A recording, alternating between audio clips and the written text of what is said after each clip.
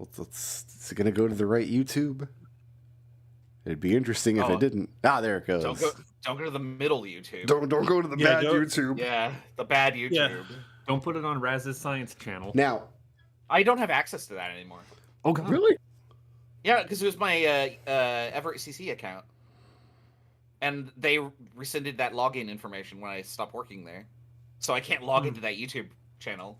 You bastards. No, it's fine. It's all there forever, and I can't touch it, and nobody else can either. All those Zelda 1 runs lost like tears in rain. No. Well, I mean, I had like 2 on there, but no, I have like 700 subscribers on that channel, and I'm like, wow, I'm not touching that. It even says there, like, this channel will not be updated, and people keep subscribing.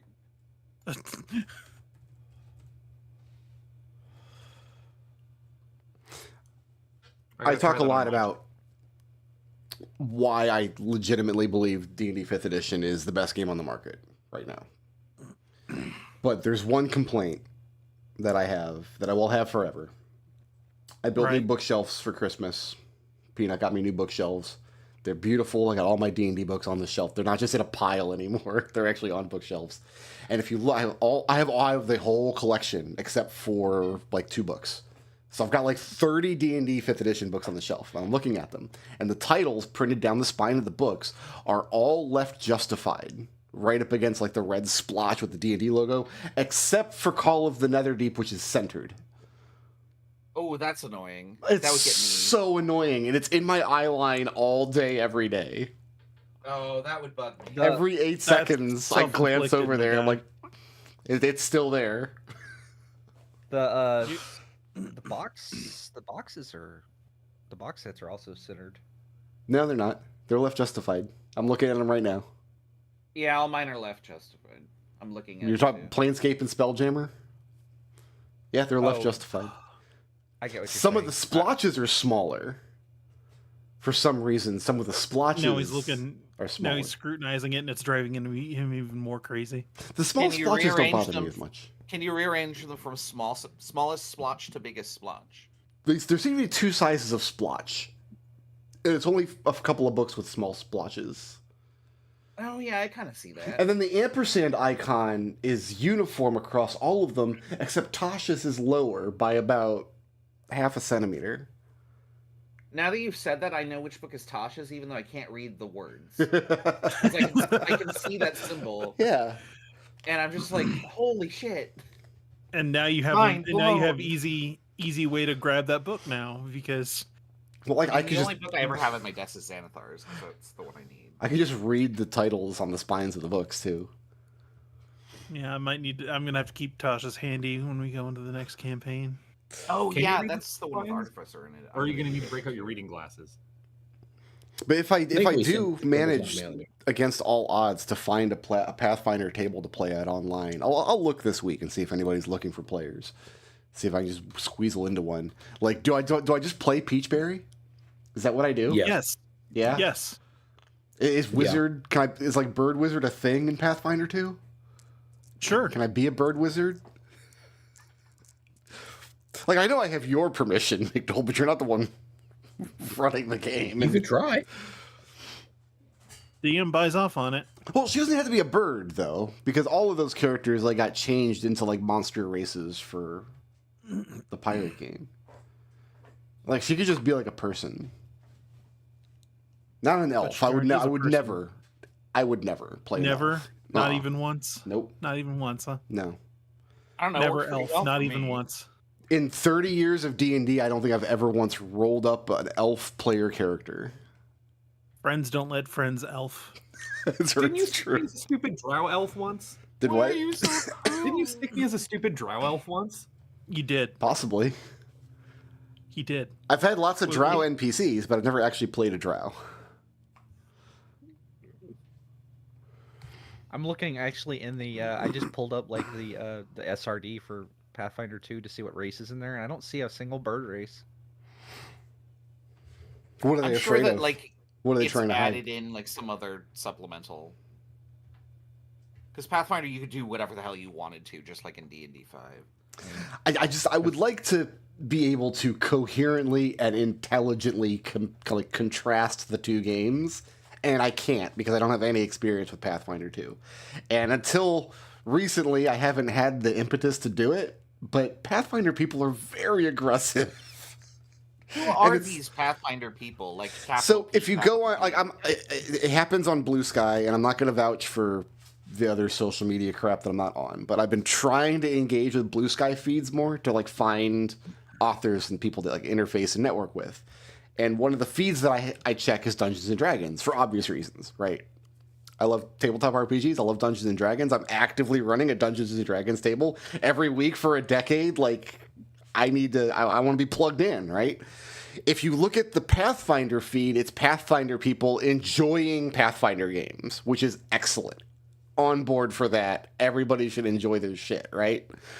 If you look at the D&D feed, every day there's Pathfinder people very aggressively attacking D&D people, and also a lot of Baldur's Gate 3 porn. Like, a lot. Listen, Lysel, my man. Mm-hmm. Oh, I was gonna say Halcyon. But... I mean, also that. I mean, that goes. Halcyon goes without saying. Yeah. There's so much bear porn of Baldur's Gate 3. Yeah, there is. Raz, you said that the wrong way. No, I No, said it Raz said that the exactly as right way. intended. No, Brad said that the there- right way. Nothing wrong about what he just said. Let that be on the record. Let me just do a quick experiment here. Can I just... does there happen to just be one of these posts on like the top of the feed right now? Like, there's a good chance. Maybe not. I don't know. I like a lot of the artwork. A lot of it's just like people sharing their artwork. Apparently, there was a D&D game played in Madison Square Garden. That's pretty extremely cool. That's cool. That would That is cool. that was Dimension 20. Yep, I'm pretty sure. That's too many dimensions. Dimension 20 is like basically the only actual play, like professional actual play that like I like watching occasionally. Yeah, I've never I seen actually it. don't, honestly. I still need to I watch. tried to the get into it, and I'm people. just like, I could just have fun with my friends and do this too. Yeah, like this, Yeah, this I is struggle to watch people that are like very, very, very talented play D&D because it's like No. I'm not that caliber. I like to watch people like us play D&D. Those are the D&D streams that I like. Yes, I like that because the shenanigans arise and it feels like less rehearsed. Organic. I guess. So like the seasons of Dimension 20 I like are not really tend to be the side quest ones. They get weird ass people in there. Like in one season they taught a whole bunch of drag queens to play D&D. That was good. Hell yeah. And then one season they got Hank Green on there.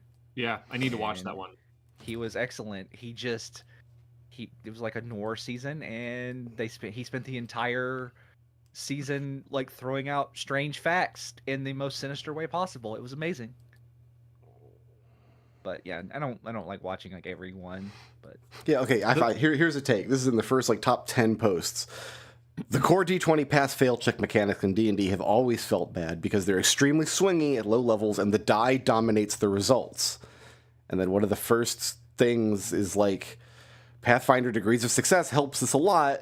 The fact that succeeding by 10 plus gives you a crit success and failing by 10 plus gives you a crit failure makes it feel less swingy.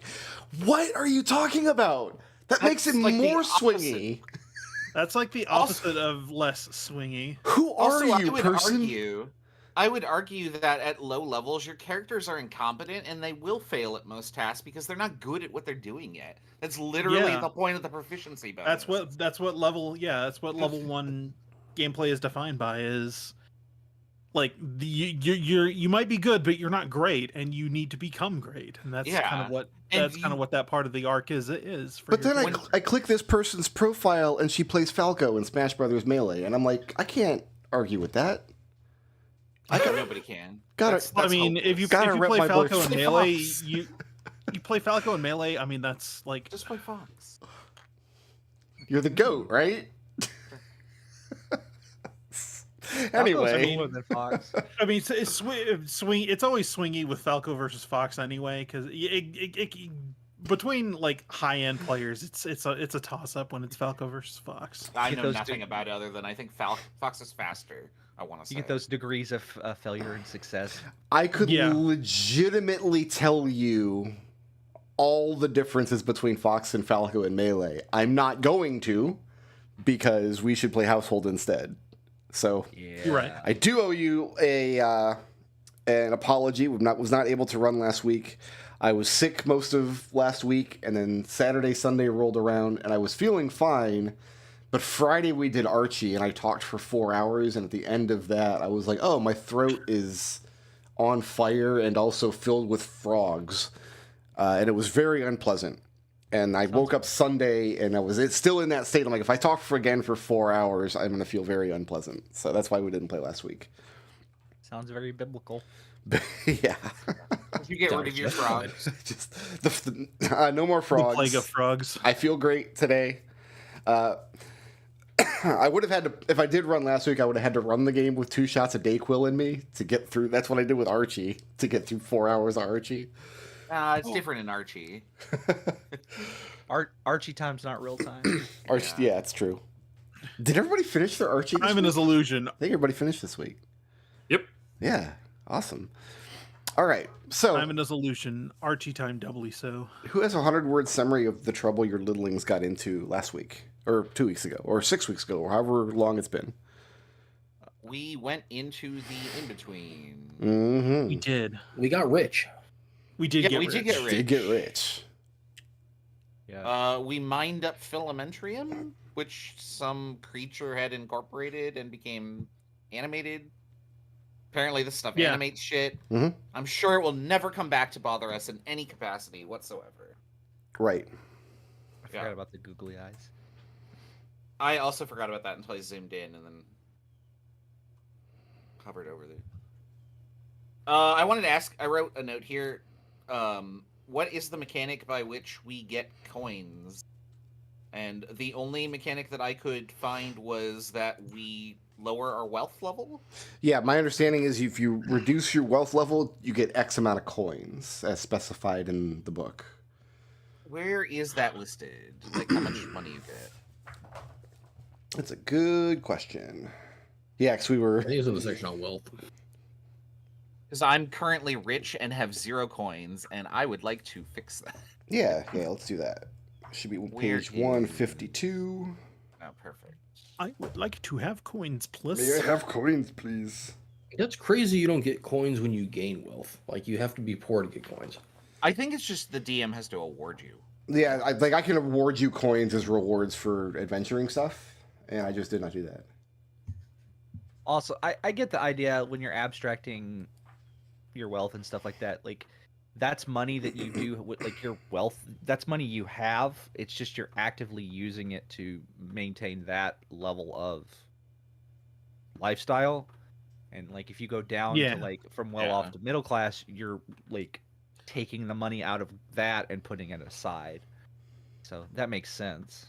It's your net worth versus your liquid assets. Yeah. You can choose to lower your wealth level to immediately gain some coins. When doing this, you gain a number of coins equal to the number granted by the new wealth level. Okay. So, So, if it you, looks like 10. if you go for from- well off. from rich to well off, you get 10 I believe coins. that's 10. Okay. So what I'm going to do with that is, because you are all salaried employees, everybody gets 1 coin. Awesome. How kind of you. I am concerned about taking money as part of my contract. There's no Well, strings attached? I am also covering my ass on TTT because let nobody say that Boswick is not a benevolent dictator in his business who pays well. Also, And then oh, sorry. by way of critiquing Household, I haven't done anything with terrible things, but in my experience, in a lot of these indie RPGs I played over the years, players hate that kind of mechanic. A lot of indie RPGs use them, thinking that they're fun story beats. But players in practice actually hate them. Oh, Well, of unless they're course. masochists like me. Maybe. Do you still have that Um, contract? Is it multi-campaign long? The fuck me up fam contract? I thought that was a lifetime. Yeah, so that was a lifetime agreement. Oh god. I've We'll got see, I've but got we're him by the going- short and curlies. That's fine. I Is- like it like that.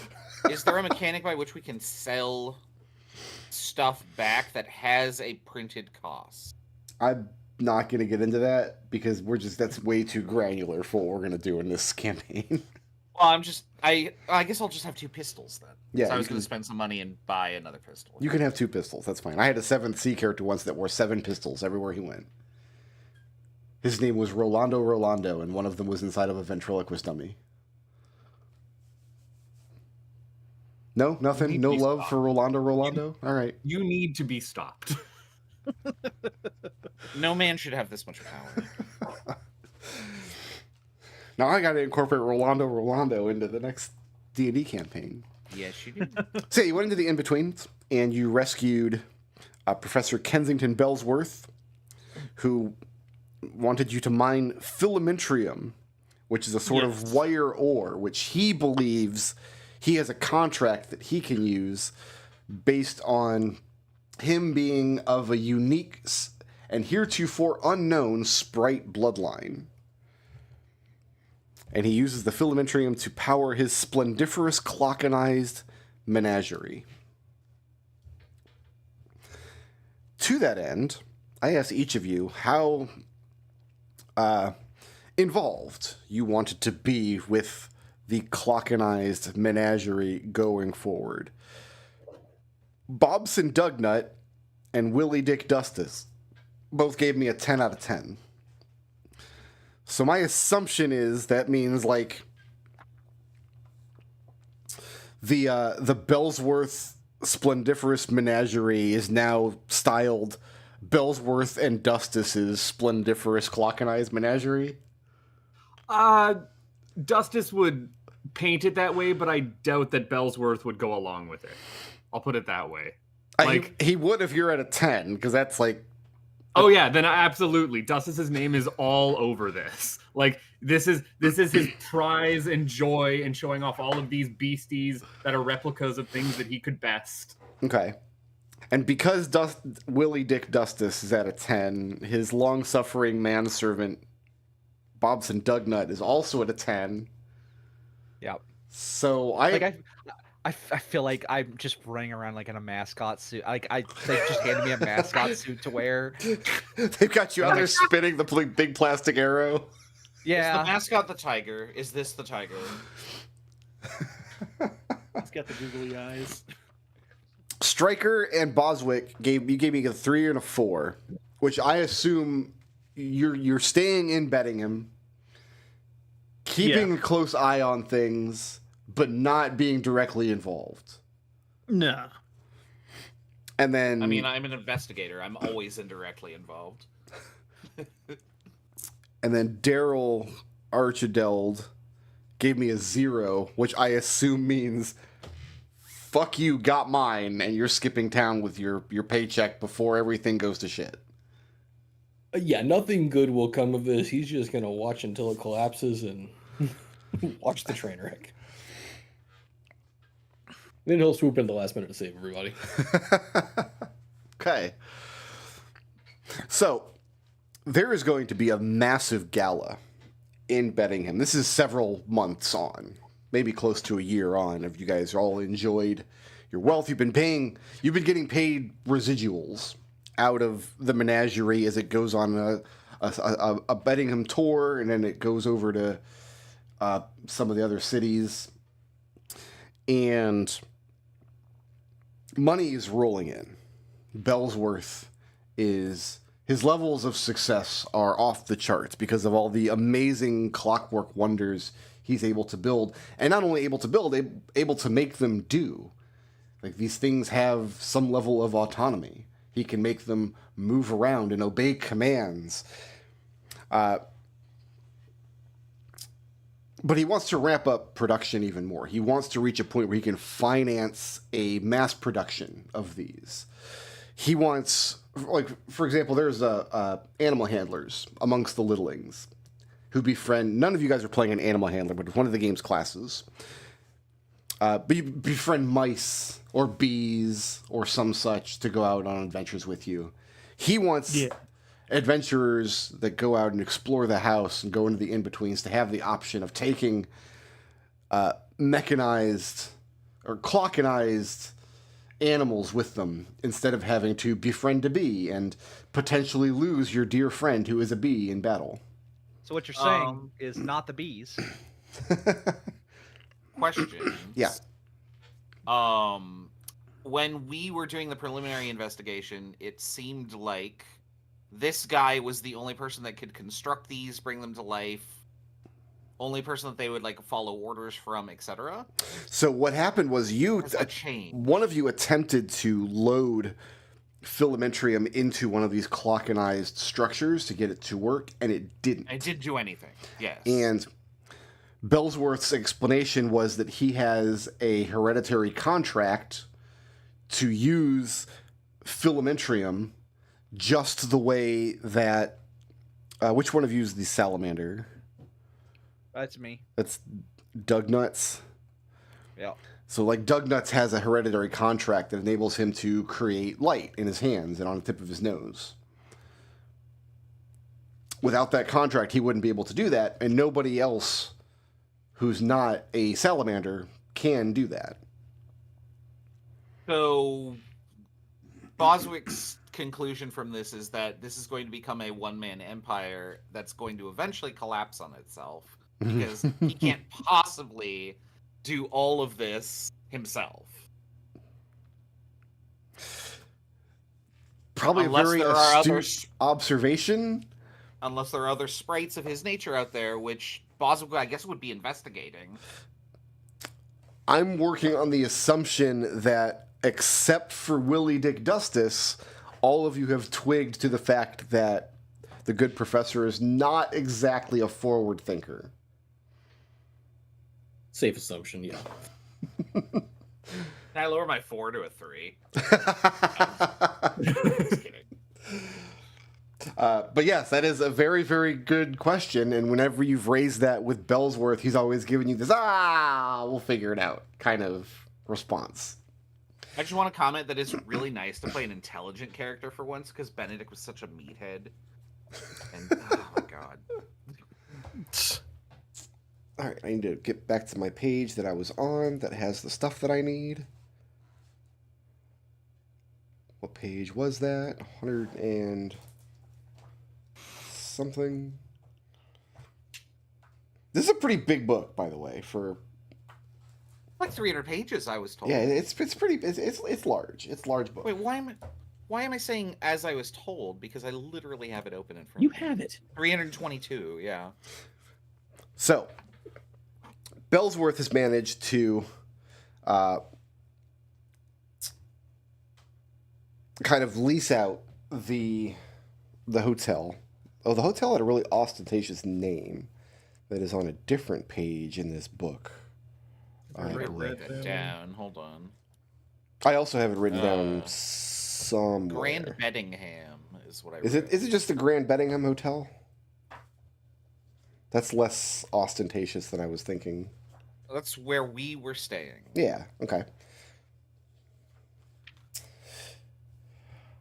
The Grand Beddingham Hotel. Yeah, so it's not an ostentatious name. So he's leased out the ballroom at the Grand Beddingham in order to raise funds to take his clockinized menagerie to the next level. So he's going to put on this gala.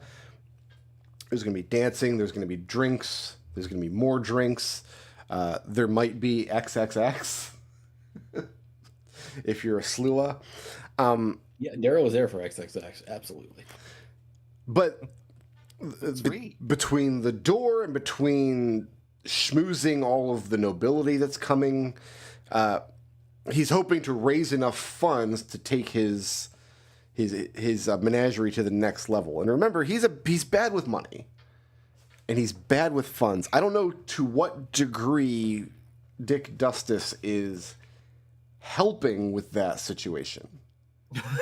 If Not at all. There Not is at no all. help with the funds. Again, this is an entirely lecherous relationship. This is far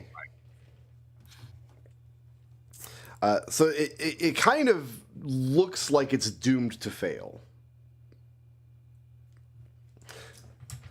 But just like with NFTs, just because something is dumb and doomed to fail doesn't mean it won't attract a lot of money and a lot of attention.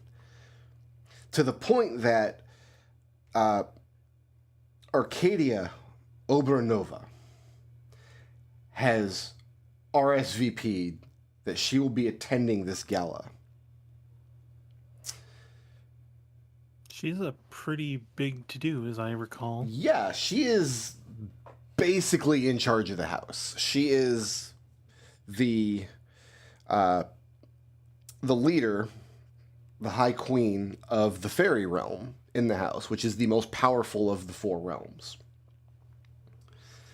And she is apparently going to arrive in Beddingham with all of her consort and attend this gala and see this clockenized menagerie for herself. And the good professor is just over the moon about this. Point of order is the gala at the menagerie.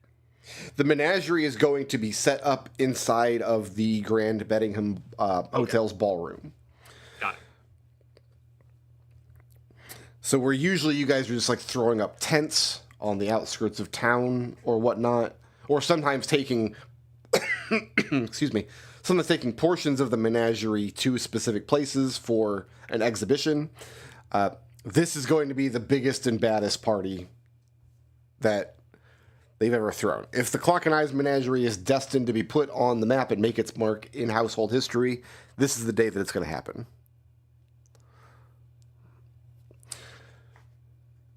Dustus and Dugnut,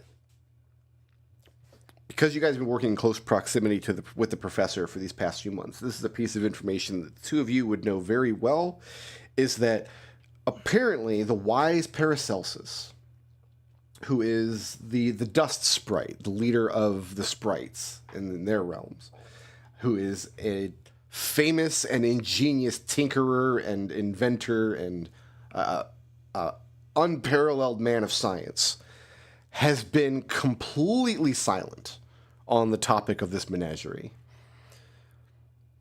Bellsworth has written letters, he's tried to make contact, he's probably hired Boswick to go and look into it. Hey, how come this guy's not getting back to me? As far as anyone can tell, the wise Paracelsus doesn't even know that Bellsworth or his menagerie exists, and he is taking this rather hard. He's taking it as a personal insult. Maybe he died.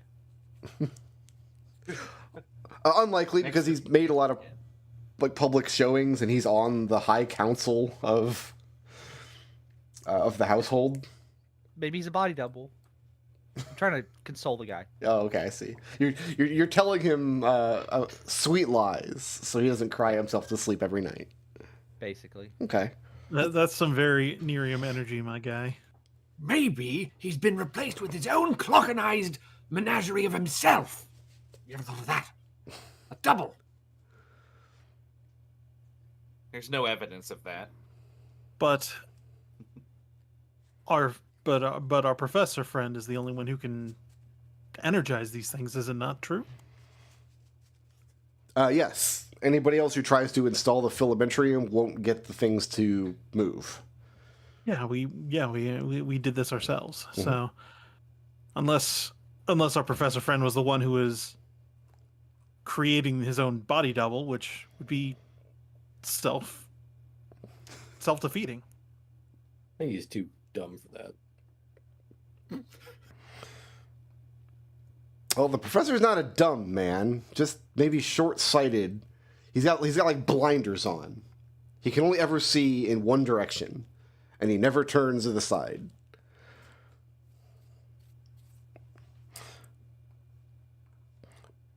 All right.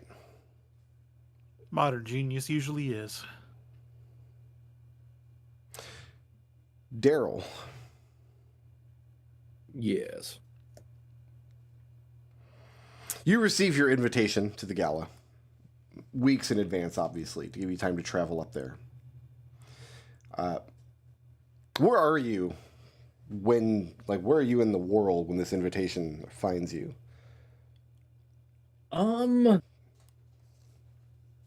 He's probably going to be at that water place. The water's coastal city. Yeah, what's it called?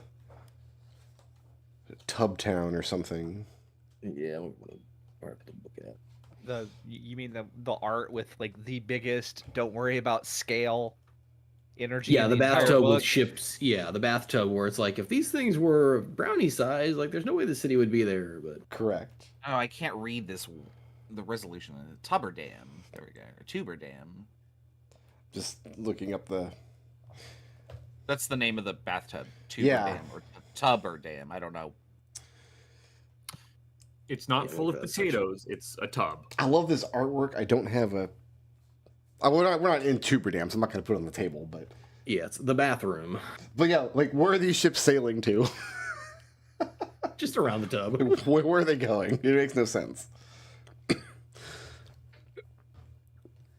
However, whole picture makes no sense, but it's a great picture. a lot of goods travel through the pipes, which is another. Just don't think about it very much. It's a thing that happens. But it's a way to get goods from the basement up to Tuber Dam very, very quickly. Is through the pipes. And around the time, Daryl, that you reach this, that you receive your invitation, are you inclined to accept the invitation? I guess that's a good question to ask. Yeah, absolutely. He wants to see this thing come crash to the ground, and also there's rich people at Gallus. Okay, so you are planning to hire on with a caravan that's going to travel between Tubber Dam and Beddingham. Yeah, he would take a ship, but not sure. Where would it go? You just go circles around the tub. So yeah, you're gonna. It's just the safest way to travel. It's not a journey you want to make all on your lonesome. And interestingly, in your snooping, let me pull up. Oh no, what have I done?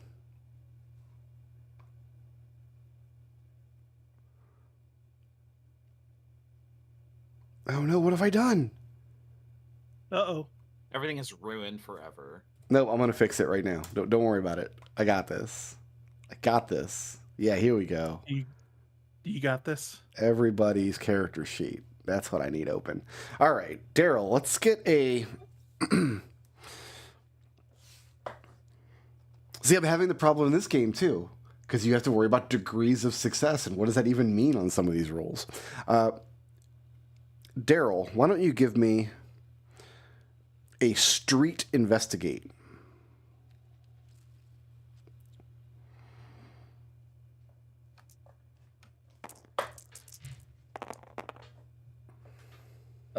Two basic successes. Okay.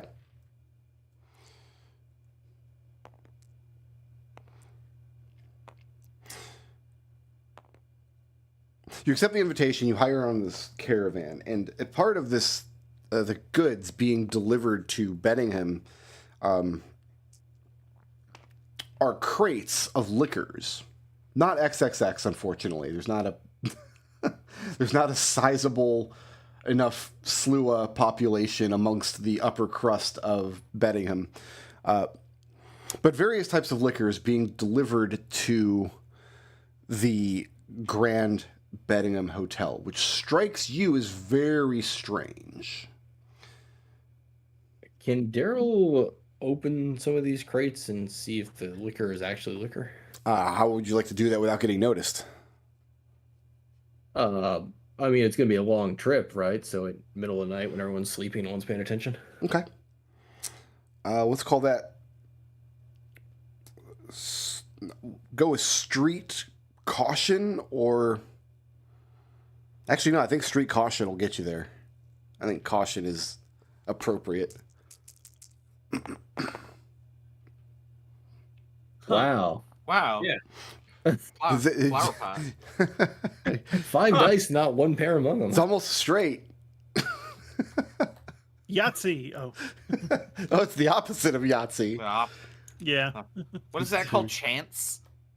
I don't know what hand that is in Yahtzee, where you just get shit. Not sure what the probability of that is, but whatever.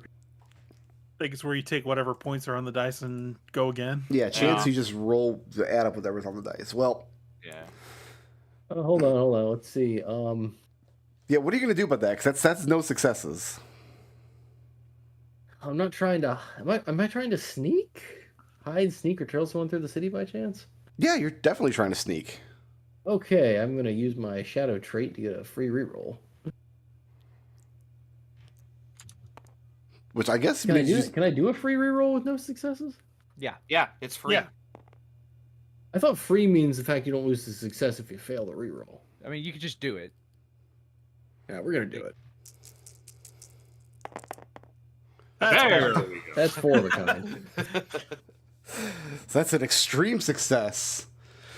So that's like 12 successes, right? No, 27 successes. 27. Which 92 successes. Wait, hold on. 1, 3, 9. 9 Yeah, successes. 42 successes.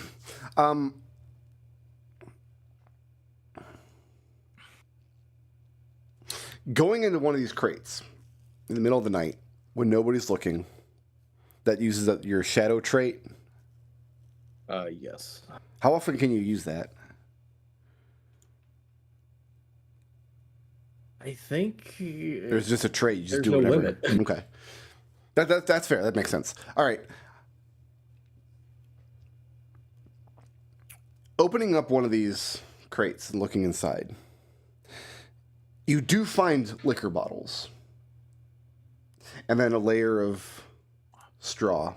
And then another layer of liquor bottles. They're packed in here so as not to be broken. And there's 2 or 3 of these crates. Rooting around, however, each of these crates that you look in has one bottle that's unmarked and has clear, odorless liquid inside of it. you know the is. great thing about Slew, they're immune to poison, right? Oh, are they? I mean, I know that they can't. I know that they can drink XXX. Well, yeah, because there's also the more potent version, which is XXXXX, which is literally just poison. Yeah, once per session, avoid suffering hurt, poison, sick, or drunk conditions, or avoid suffering stress as a consequence. So yeah, let's So looking through a couple of these bottles, they all seem to be the same substance, or is it like a different substance? In You different look through bottles? 3 crates. Each crate has liquor bottles, and then you find one of these unmarked bottles that has a clear, odorless liquid in it. So just one bottle has the liquid. You find one bottle in each of the 3 crates. Okay. So after checking to at least guess if the 3 look like they're the same liquid in each, he's gonna take a small sip of one. See what happens. Okay, pop the cork and take a small sip. And for a moment, it doesn't taste like anything. And then it immediately poisons you, unless you use your Yeah. thing to avoid it. Once per session. And there's a I'm lot of it worried. here. And looking at the quantity of liquor and the 3 poison bottles, if you wanted to poison everybody at the gala, this is how you would do it. So when in the middle of the night while he's doing this, knowing that it's now poison, and as much as he wants to see a train wreck, he wants to see a train wreck caused by clockenized beings going crazy and killing everybody, not some lame ass poison scheme. Right. So he's gonna dump out all the poison. Where are you dumping it? Just- Basically, he'll dig a little hole, and Okay. dump it in the hole and cover it up. I don't think you can It's a dig a hole. liquid. I don't think you can dig a hole as such, because like you're inside of a house. You could like find a spot in the rug between 2 layers of. It's a liquid, though. It would fill the Like, hole. pour How it do in, you- pour it in the how do in you fill between. the I don't know. hole? Between the floorboards. You just pour it between the floorboards. There you go. Yeah, and it seeps down the floorboards, and just get rid of it, and then put the bottles back. Is that the idea? Yeah. Can he fill one of the bottles with pee? You could, but then it would be immediately noticeable because pee has a very distinctive color and odor. Okay. I don't know what Slew of pee looks like. Just water. It's colorless and odorless, it turns out. A question that has never been asked in this session, in this setting. Never been asked ever. It's never come up. Brand new sentence. We have broken new household ground. I don't know. Listen, the internet is way too horny for no. Don't go there. damn. Don't go there. No. So Yeah, I mean, unless there's like water around, because water is colorless and odorless, then he'll put it back empty. Okay. Is Yeah, there you, water you could to fill go it up with this water thing? if you wanted. Yeah, it's filled with water. Okay. You do Run that. some out to make sure there's no lingering poison. But yeah, he's basically going to try and dispose of all the poison. All right. How many crates are there? 3 filled with There's liquor only bottles. 3 bottles of these things. Oh, okay. So this is functionally all of it for This what- shipment. There could for be whatever other shipments. shipment you are on. Yeah. Oh, the This- googly eyes stayed. Put this Bettingham back up here. This Bettingham image. There's not a way to send like quick messages from the caravan to my companions, is there? No, but if you wanted to, I mean, you're going to arrive a few days before the gala. Okay, that'll work. So you'll have time to. So I guess my next question is: when you arrive in Bettingham and meet back up with these jabronis, what do you tell them? That somebody was trying to poison the gala, and we should go present this information to the queen directly, so that we can be heroes. Is the queen even in the city at this point in time, or is she just arriving for the gala? She hasn't arrived yet. Her actual title is Tsarina, who has also been. She has 2 titles. She is Tsarina Arcadia Obernova of the Fairies, and she's also appointed herself as ruling empress of the household and So, most honorable Queen member of the High Beapout. Council. When Boswick learns of this, he immediately wants to investigate who sent the shipment Okay. and where the liquor comes from, or the crates, anyway.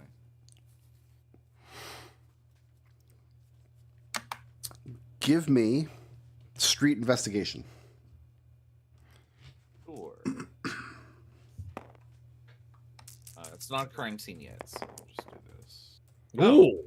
I got a Daryl. I'm gonna call it. You got a what? I got a That can go Daryl. either way. I'm sorry. Yeah. No, I got 4 of a kind. I don't know what level of success that is because Extreme. yeah, it's a good one. That's what I got. You did a good. Did it good. I did good. You done did it. Okay, bear with me 1 second here. Congratulations, you did in it. To be fair, this is literally what this character is designed for. So Yeah. I've already maxed out the investigate track.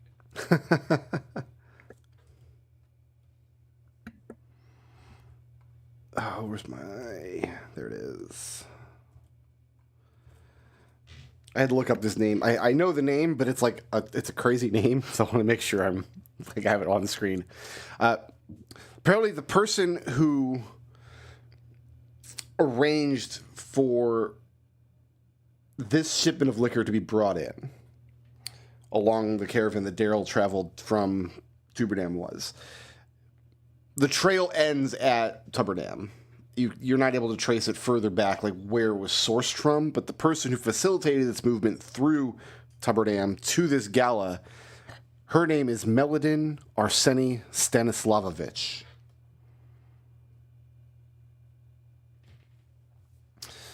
Can you say that one more time?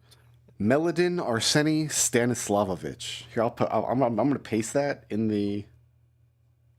Yeah. That's a Miss mouthful. Stanislavovich. That's from FantasyNameGenerators.com, the best website. Oh. It's the .comist. All fairies have like Russian names for some reason, and I'm like, where can I get Russian names from? Oh, I know, FantasyNameGenerators.com. FantasyNameGenerator.com. Yeah. You ever been brushing up on Okay. your The dead name Russian is literature not yet? familiar to you. Okay. Follow-up question. Yeah. Are other similar shipments being called in from other locations? Not really.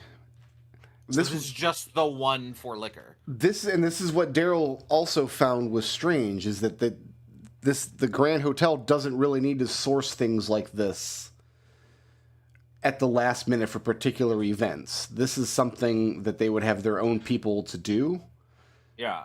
So nobody in the hotel ordered this. That would be something Boswick would look into. As far as you know, that's correct. Okay.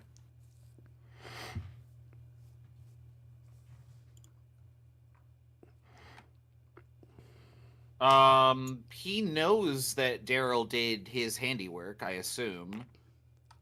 I'll leave that up to Daryl. Yeah, I guess I don't know how open we are. Daryl has been nothing but a law-abiding citizen. But I guess the question is, are you telling these people that, hey, I found the poison and poured it all out? Oh, yeah. Okay. And replaced it with water. So you replace it with water. Okay. Because I'm thinking, like, you found this poison. I'm going to replace it with pee. Well, pee is also poison.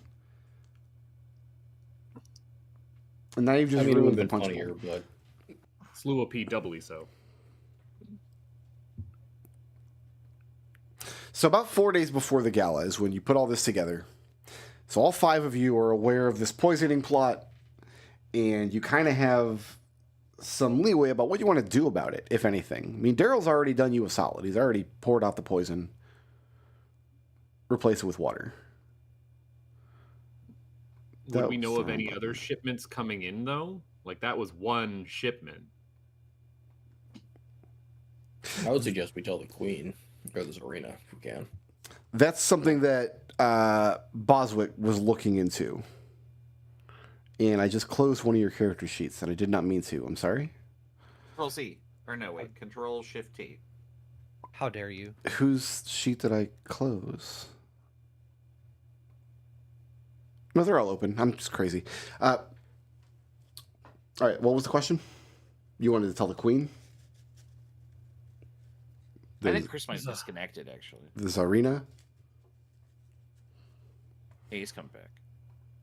I was going to say that I closed his character sheet, and then he vanished off the face of the earth. Oh, no. Apparently, Is I don't that, know what happened. I got is kicked that how you offline. control us?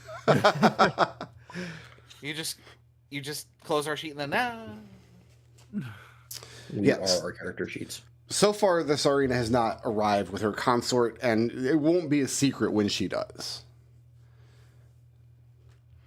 But you would have to have some kind of plan to get close to her or get a message to her. Like, you're not just going to roll up and...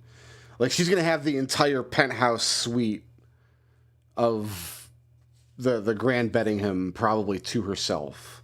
And then the entire floor under that for all of her security and her consort. Entourage. Her whole entourage, yeah, all the hangers on. And they're all Boswick's- fairies, which mean they're just insufferable. Boswick's going to mention the remote possibility that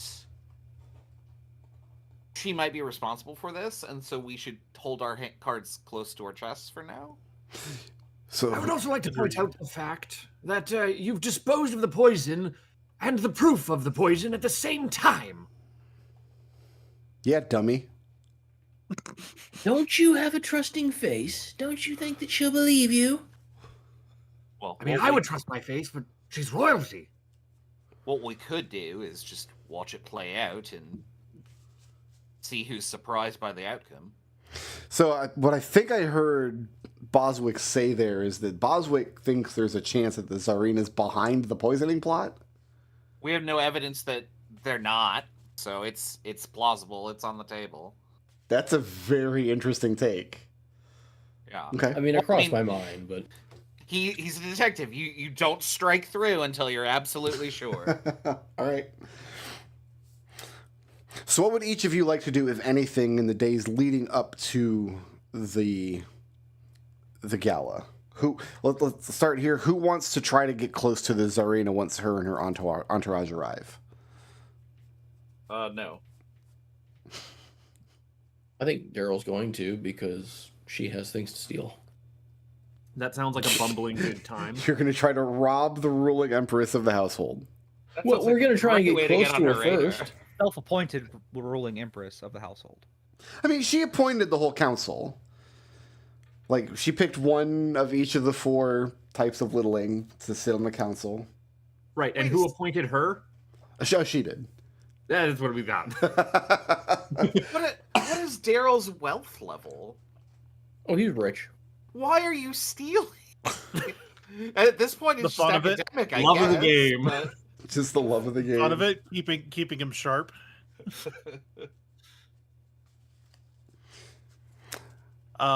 Is anybody going to join Daryl and try to get close to the Tsarina once her entourage arrives? Oh, yes, absolutely. Dick Dustus is going right in there. He sees a new mark to bumble up to and leech wealth off of. Okay. Raz, you have to understand, Daryl's not just getting close to the princess to steal something. He's going to steal her heart. You can't I resell like that. that you've shifted like 6 different titles this whole time so far. Vanishingly Princess unlikely. Tsarina. She's like a princess now. Like what? Somewhere in the book, I don't know precisely where it is. It has her entire title list, and it's fantastic. It's not just under the fairy heading, is it? It might be. Looks like not.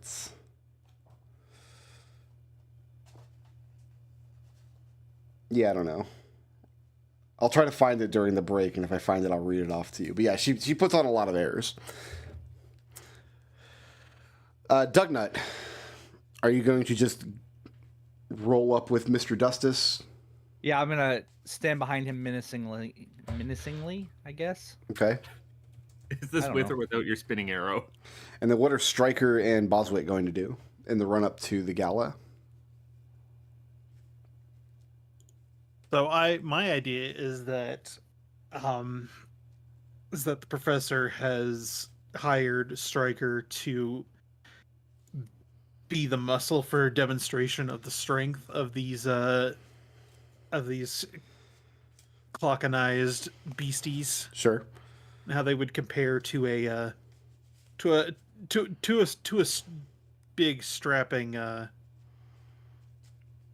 god, my brain just shut down completely. Boggart?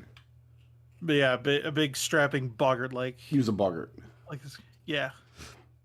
But what kind of mechanized beastie do you want to fight?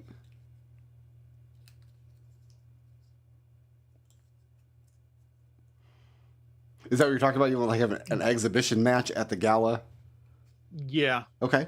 Against I'm what? thinking. That's what I'm picturing. Let's say Could you get like a stag beetle or something in there? Yeah, you could. something like that. Something like that. That Yeah, definitely stag could be. Yeah. All right, question. Answer. What level of quackery are we talking about here? Is this a fixed fight? Because he can build the stag beetle to fight fair and have you demonstrate against it, or he can build it with like a trick mechanism that you can like make use of, like sleight of hand during the fight to bring the thing down and ensure your safety, but nobody will know you've done it. But you will have to cheat to do it. You will have cheated not only the stag beetle but also yourself. I mean, it's a robot; doesn't have feelings. That's true. Yeah. Yeah, no, that latter one where I can So there's a trick mechanism. looks like where I can cleanly throw the fight is what I'm thinking. So who do We're you trying to amp this up, you know? who do you want to win the fight? I want his stag beetle to win. Okay. So there's some trickery built into this, where at some point during the fight or during the exhibition, it's not really a fight. Some point during the Yeah. exhibition, like you come down off the top ropes, but the stag beetle's waiting for you, kind of situation. Yeah, Okay. exactly. So you're spending the time leading up to the gala just practicing with this trick. Probably fair to say you've attempted this at an exhibition before and something went terribly wrong, because something always goes terribly wrong with Bellsworth. Nothing ever works until the third or fourth try. Yeah. Let me look at your character sheet here.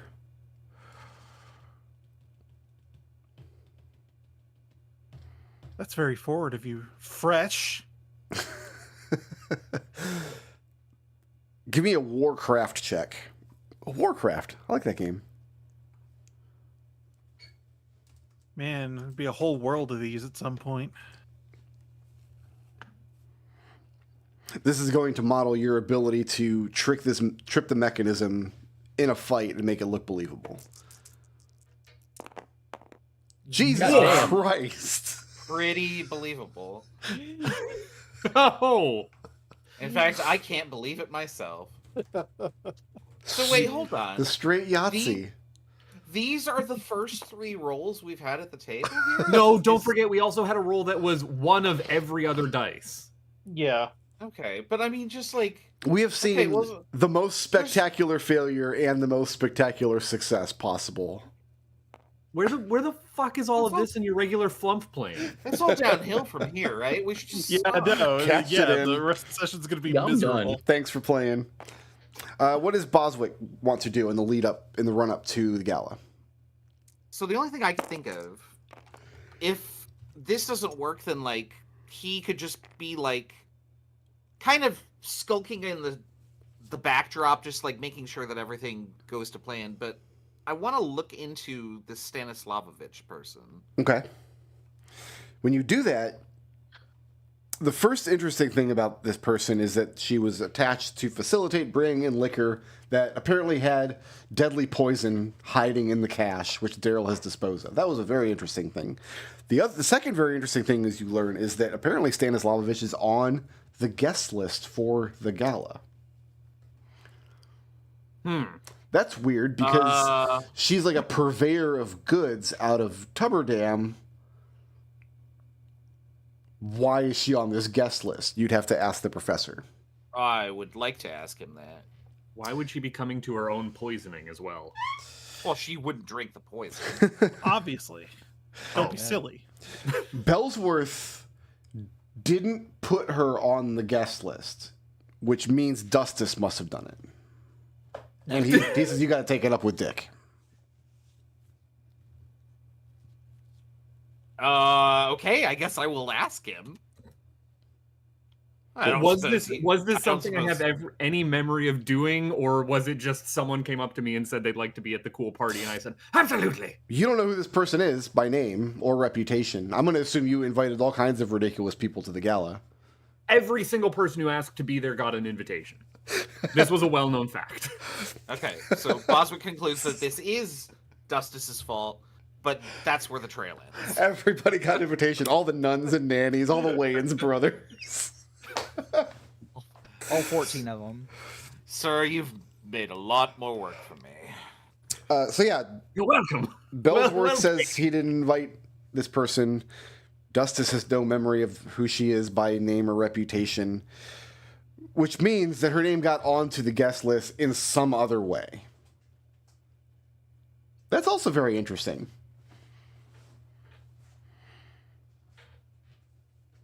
I don't suppose I have time to look into how that could happen. That's a little too open-ended.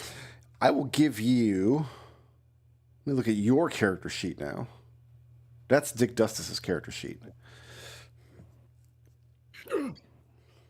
I understand everybody's attracted to Dick Dustus. Let's go with Street Investigate. That's like your best roll. Yeah, I'm.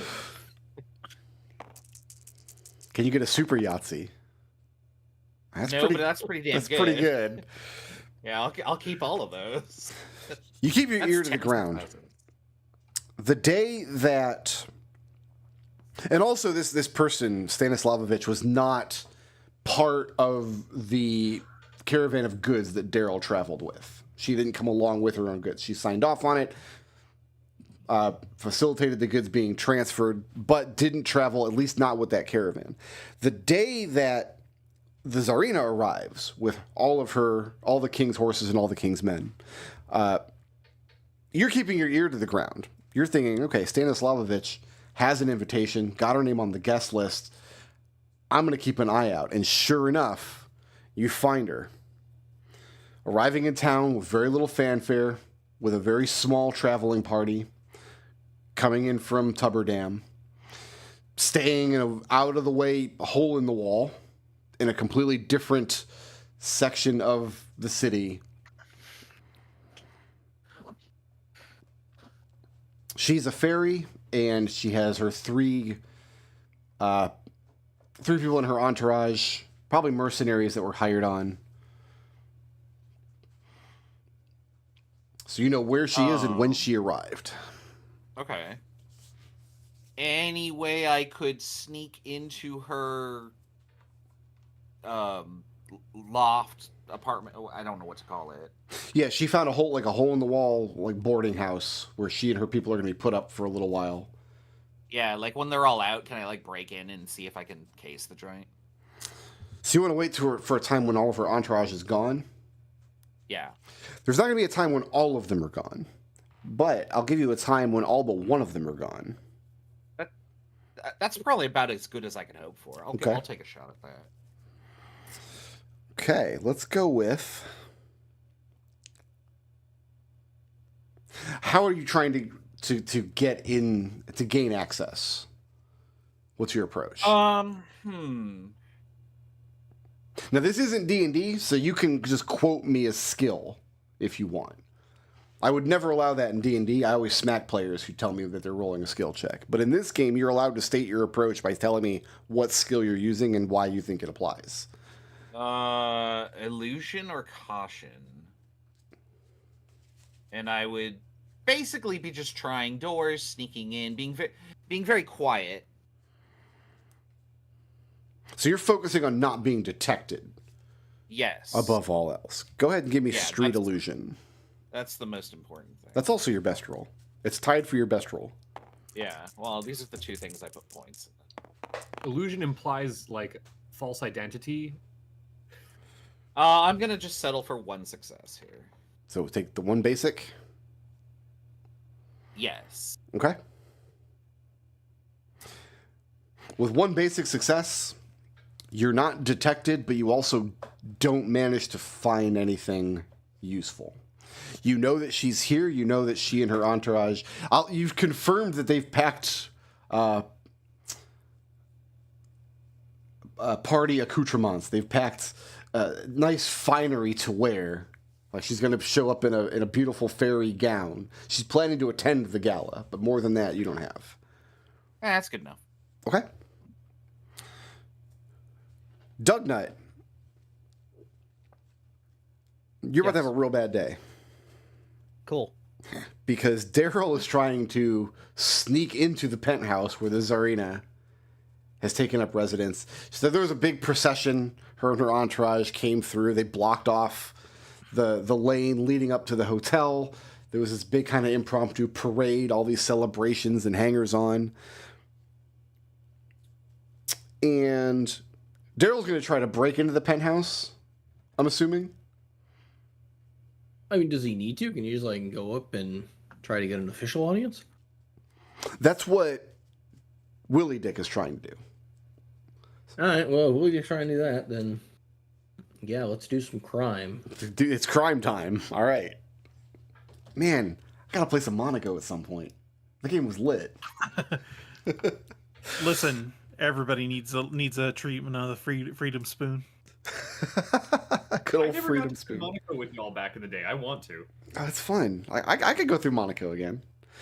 Okay, let's crime Probably time been long this. enough, yeah. Sneaking in and picking locks. Now, I'll let you give me street illusion. I want 2 critical successes. All right, I'm gonna use Jack of all trades to get +1. Okay.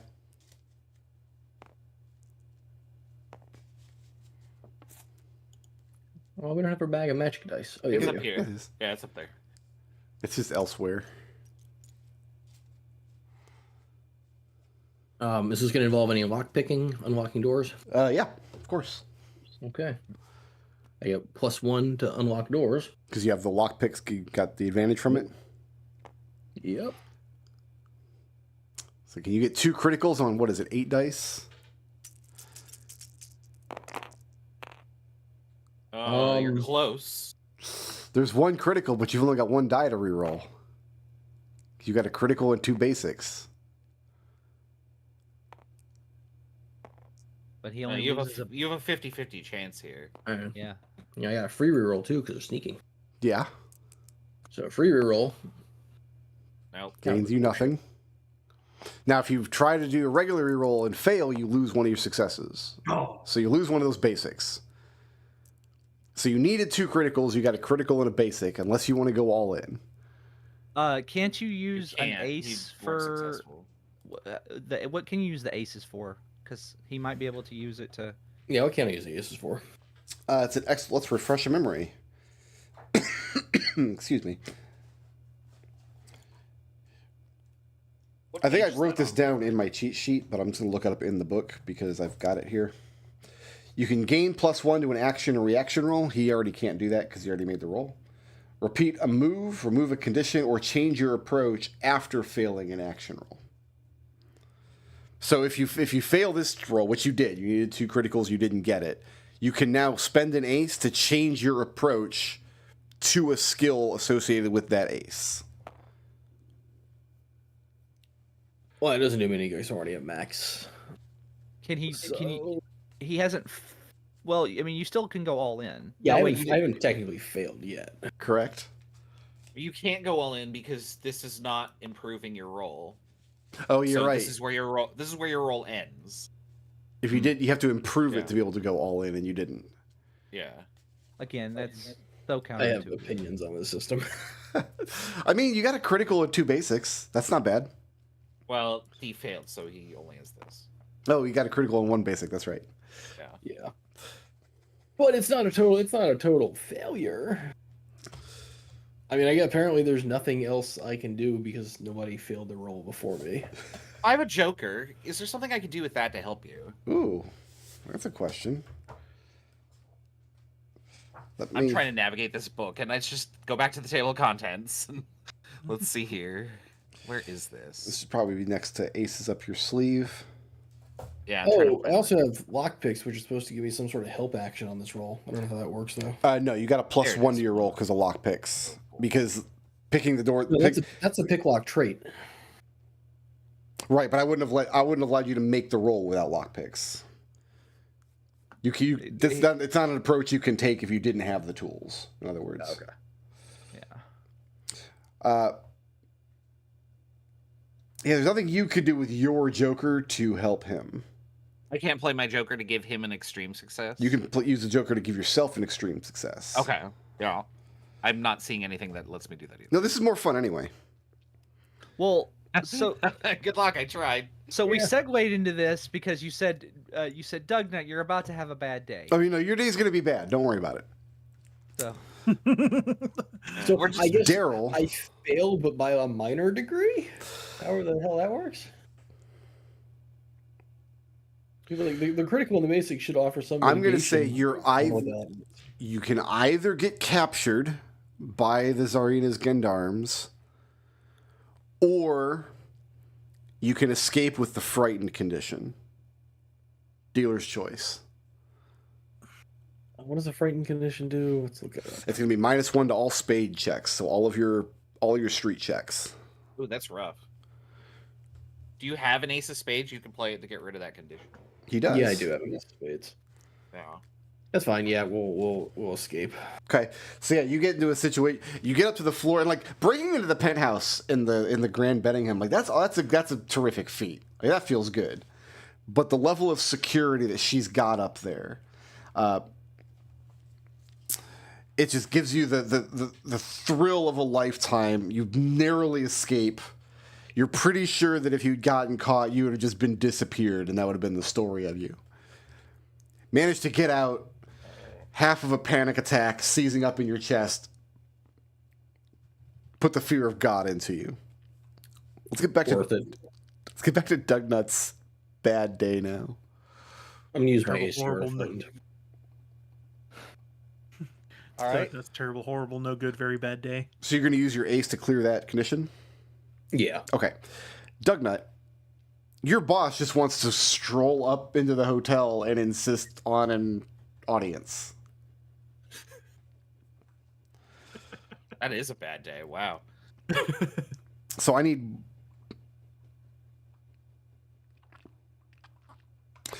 Is Dugnut going to help Dustus gain this audience?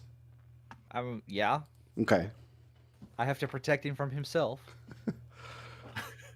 That's what I'm what signed up is for. what is Willie Dick's approach? The plan is that as the official envoy for the Dustus and Bellsworth Clockenized Menagerie, I've come to present a more formal invitation to Her Royal Paracelsus. Nope, wrong one. A Royal Obernon or whatever. The ruling empress of the household, the Tsarina Arcadia Obranova.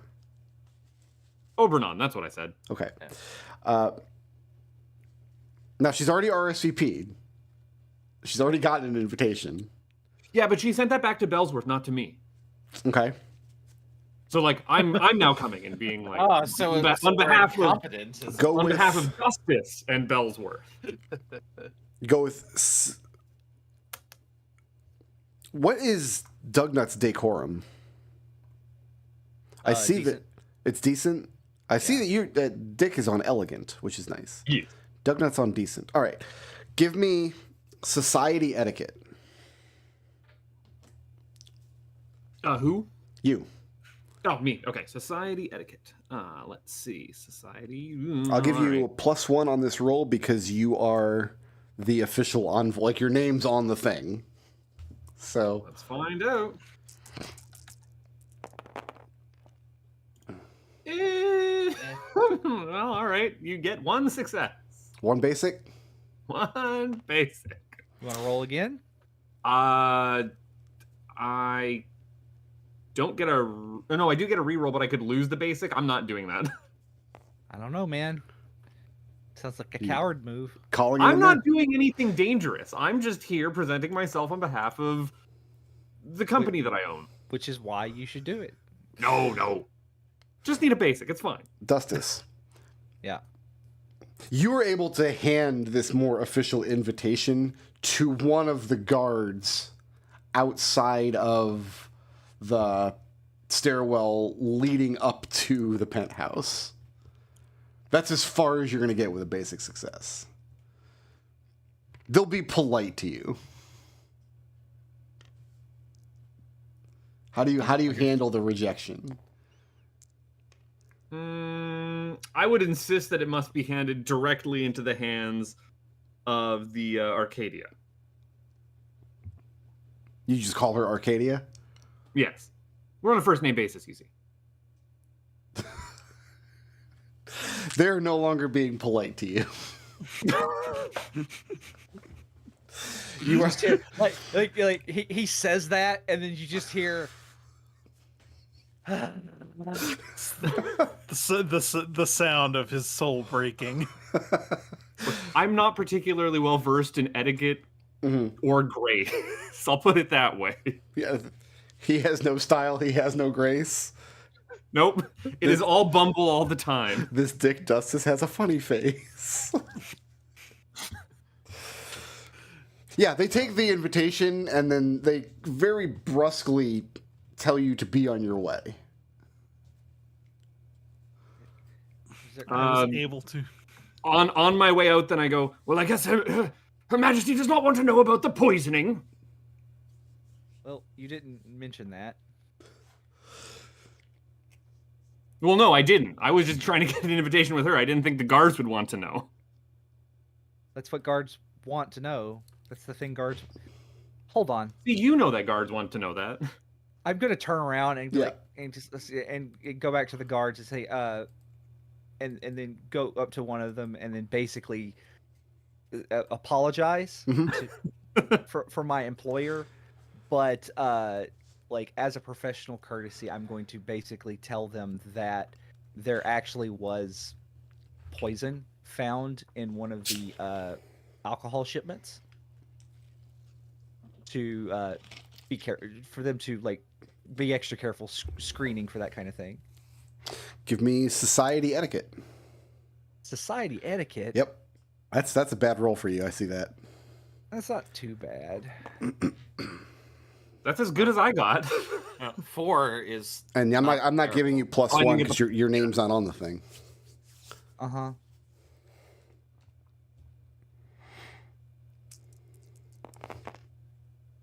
Oh, you should re-roll that. Come on. It's one basic success. I am gonna re-roll it. There you It's two go. basic Oh, successes. Two all right, basics? all right.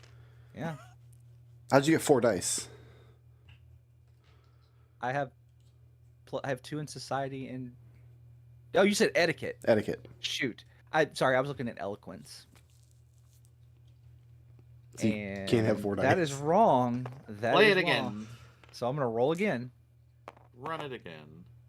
That's 1 basic. Are we happy with 1 basic? And nope. All right, that's that's nothing. It's nothing. But I would like to use an ace Okay. to switch it over to will. War will. Yeah, to kind of like impress upon them use my strength of personality, I guess. Like my very presence, the gravitas,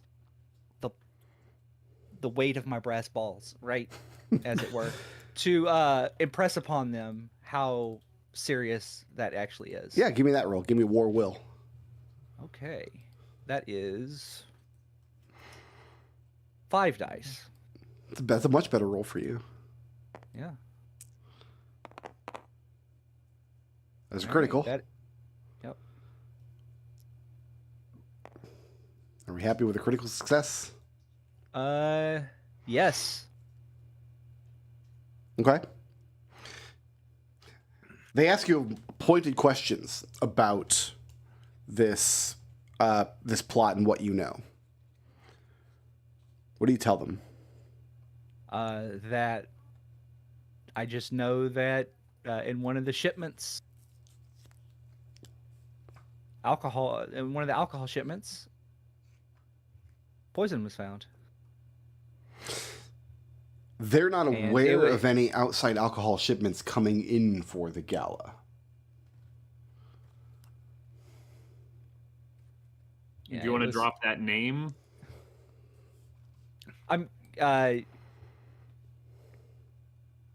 Yes. I That'd be actually do want to Melodin drop the name. Stanislavovich. Yeah, I'll basically explain what I know. It's like basically, there was a few crates of alcohol that were delivered to the venue, Mm-hmm. and they were undersigned. I'm not sure what the correct term is there, but they were provided by that person and their trading company, Okay. and I don't know anymore. But as a professional bodyguard to another,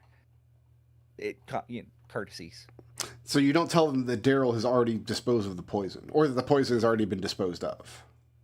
I did. You do. Basically, it was like a plot. Like it was found, it was taken care of, but Okay. like there could be more poison.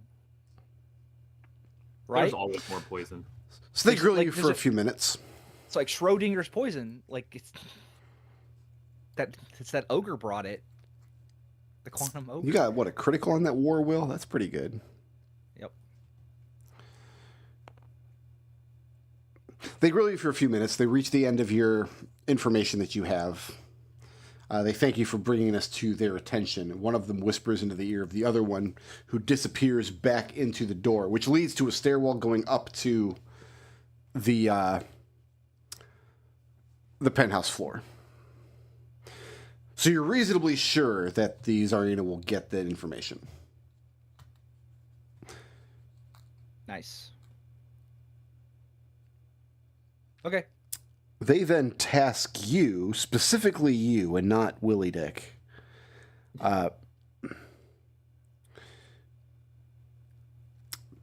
to bring up the person from the hotel kitchens who is in charge of receiving. That was a question I was going to follow up on. So I'm glad that came up. Yeah, 'cause now it's that Uh, person's turn to get interrogated. I mean, I don't know who that is. No, you don't, but that's what they ask you to do. I mean, And also, you want to I'm work kind of- for this guy, really? I'll just sigh and then say, "Ah, well, it's that or terrible, terrible things."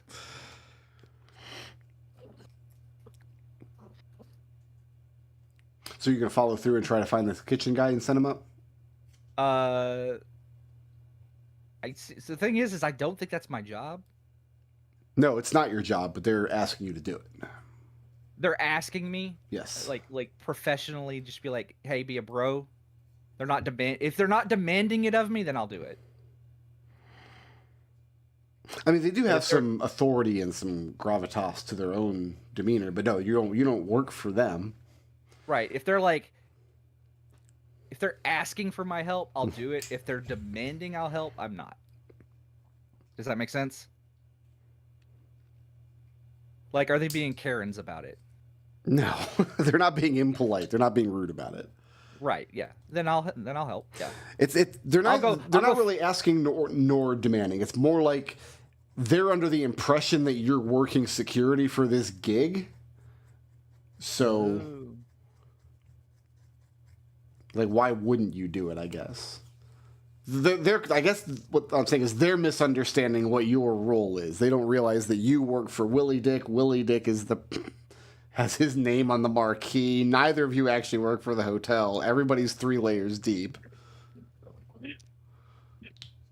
Somewhere in an alternate reality, there's a double elf who would be very interested in the way this is shaking out.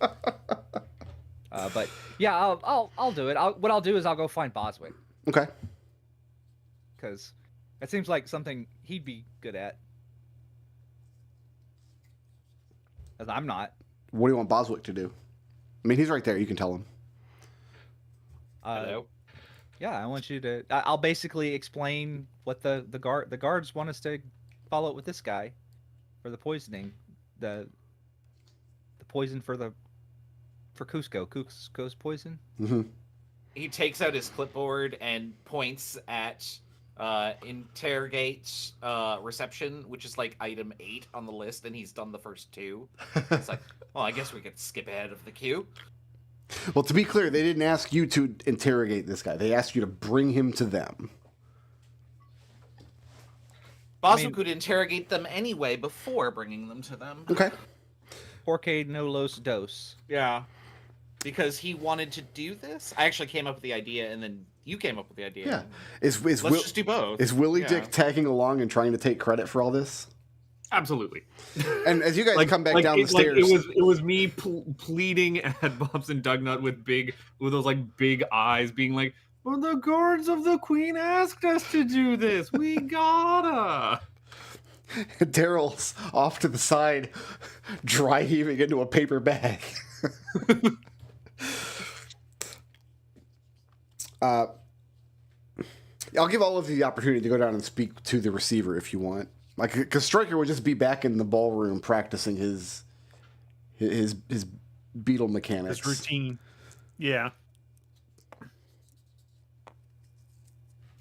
Yeah, Boswick wants to know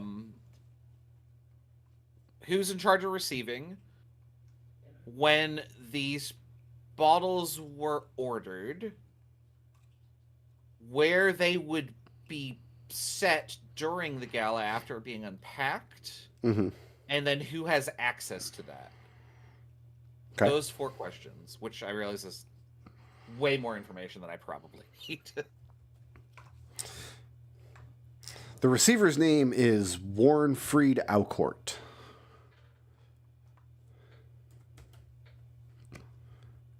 And would all 5 of you like to go and kind of meet back up now that the day of the gala is almost upon us? Okay. Warren Freed Aucourt is an Undine who has been in charge of the kitchens at the Grand Beddingham Hotel for many, many years now. Takes great pride in his work. And type of man who 100% does not have time out of his extremely busy day to talk to the representatives of this ridiculous circus. Literal, actual circus that has taken over the ballroom. So very, very impatient, kind of arms crossed, tapping his foot, eyebrows furrowed, when you pull him aside to have a conversation with him.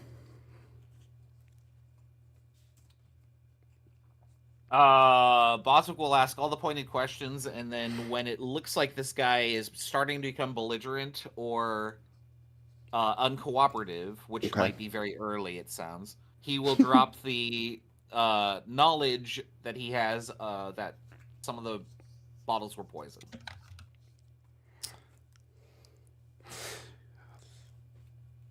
What's your approach to talking to this guy?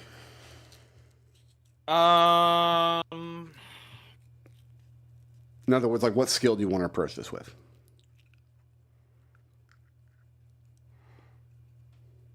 Because charm, eloquence, and etiquette all make sense here. I feel like eloquence is where I want to go. Like, he's going to be very professional about this. Okay. But he is going to ask pointed questions from, like, I mean, a scientific approach is not the right word that I want to use for an investigative approach, which less like he's less reading the room about like how this guy is going to care or respond to his questions, but more like trying to read his intentions. Okay. Like he'll ask a question and then what is said is not necessarily as important as how he is saying it. Or Well, if then he gets scratch nervous. eloquence. Give me street insight. I like that better. Okay. Give me street insight -1 Okay. because you, in your entourage here, you have a man who is shabby. You brought a shabby man into this guy's kitchen. Which one of us is shabby? Daryl has not showered in months. Daryl isn't shabby. Looks like you're shabby to me. Oh, did I raise my decorum? I've got you as shabby on your character. I opened everybody's character Yeah. sheet. I said it. Yeah, no, I think you're right. One success. Basic? One basic success. Okay. Way to go, Daryl. Some interesting things you learn. First of all, you get the sense that Alcourt is not in on any plot. He takes great pride in his kitchens and his work, and he just stands to lose way, way, way too much if he gets caught in some kind of conspiracy, especially considering this might be the most important guest the hotel has had since the last time the Tsarina was here. So you don't think he's part of the plot. Sorry, go ahead. He also has personally overseen all of the supplies that are being used for the gala, and he did not order or sign for a shipment of liquor from Tubberdam.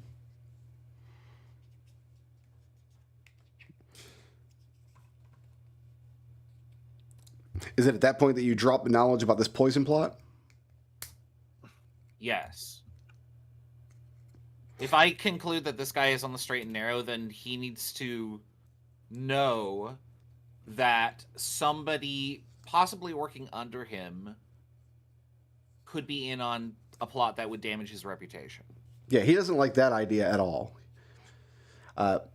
And whereas at the beginning of the conversation he was very impatient that you were taking time out of his busy day, now he's angry that apparently this plot is coming up. He immediately grabs one of his sous chefs, one of his underlings, to go take inventory of the alcohol that is set to be served in the gala. They're going to be making a wide variety of punches and drinks to tickle and titillate the senses. And when they do that, lo and behold, they have 3 more crates of liquor than they were expecting. Someone somehow got 3 crates of liquor into their stores without them knowing and without anybody here having signed for it. Daryl, are these the ones you looked into? They are, in fact.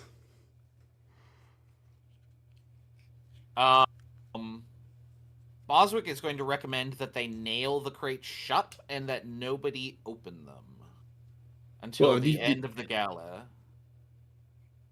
Since there's no time to ship them out of here. And Are these the crates that Daryl emptied? I was going to have you guys roll to find these crates, but Daryl literally opened all 3 crates already and has already fished around inside and disposed of the poison. So I'm just going to say that Daryl recognizes the 3 crates. You're able to pick out which 3. Okay, yeah. You So traveled those, don't with. worry about those. It's fine. Let those go through, and we'll see who gets surprised when people Who's- are dead. Who's present in this room right now with us? The 5 of you. Is it just the party and then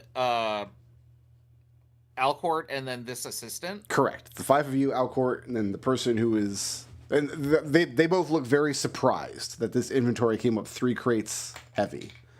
Boswick wants to sabotage this. He wants to nail these things shut so that when somebody tries to go in here, Mhm. they're going to have difficulty doing that.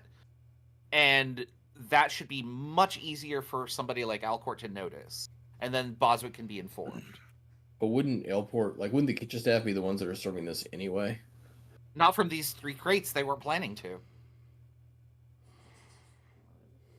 So if we just take it off the table and nail it shut, whoever was the accessory to this plot is going to be reaching in here. They'll be unable to do so immediately, and it'll be that much more likely we catch them in the plot, the act. So what I'm hearing is you want to kind of booby trap these crates in such a way that they can't be easily opened. That way, whichever member of the kitchen staff goes to these crates and struggles with them, you'll be able to spot them and know that's the inside man. Correct. Okay. I'll let all 5 of you decide who wants to make the actual roll, but we're going to call that Academia Craft. Oh, that might be Boswick. Somebody else. No, not me. I have 5. Should One I more take than this? I'm not analyzing a crime scene, but I'm about to create one. I guess I can't. You I guess I didn't can't create get this a crime. This is somebody else's crime scene. Actually, it's not a crime scene anymore. There's no poison in evidence. Daryl already it's- erased the crime scene. One success isn't great, but I feel like anything is better than a failure. And See, if Boswick has to like hide in the kitchen in the shadows, he'll do it. So Boswick, you want to you're going to tamper with these crates to make sure that nobody can just open them up, Yeah. and then you want to be on duty during prep time when they're prepping all of the drinks and such for the gala, making all the punches, sourcing all the liquor. That's when you want to hide out here, stake out, and see who it is. Yeah, let's do it. Okay. Put all my points in stealth. I might as well be stealthy. I'm proud none of us have decided to be inside the crates. This is your last chance to up your decorum before the gala, if you so choose. So I'm what going do to we do do? so. Remind me again how that works. What do we lose? You would spend some amount of wealth to increase your decorum. I will look that up here. There's a piece of artwork I would have loved to include on the table, but unfortunately I only had access to because I've only got the digital starter book. It was not in there. Yeah, looking for it.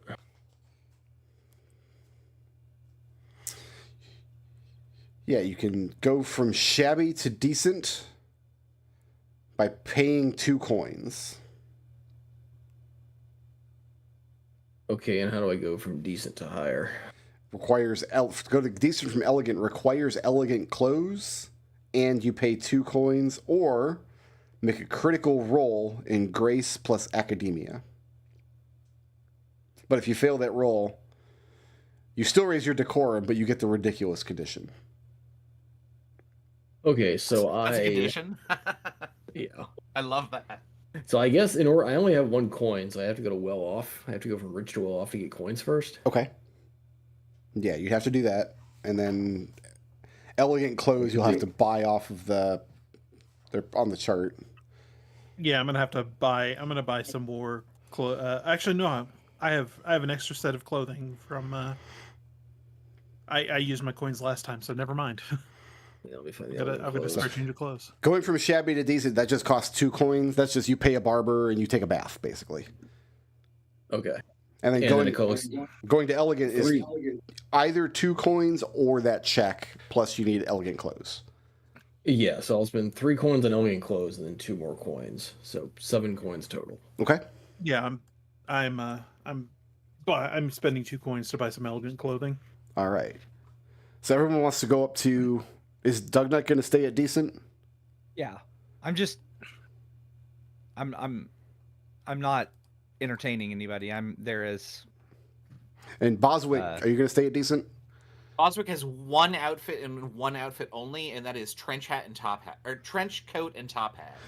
Who's And that's it. Isn't there like a detective walrus in Legend of Mana? I don't know, but like literally, like Boswick is decent and he's pinned there forever. Got it. Unless something happens, so like no. And- There's a detective cat. All right.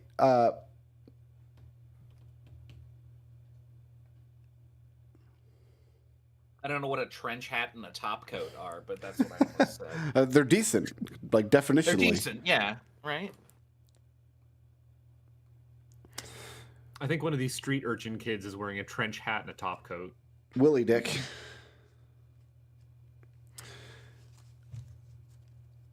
You are going to be expected to kind of play host at the gala, along Only with natural. the professor.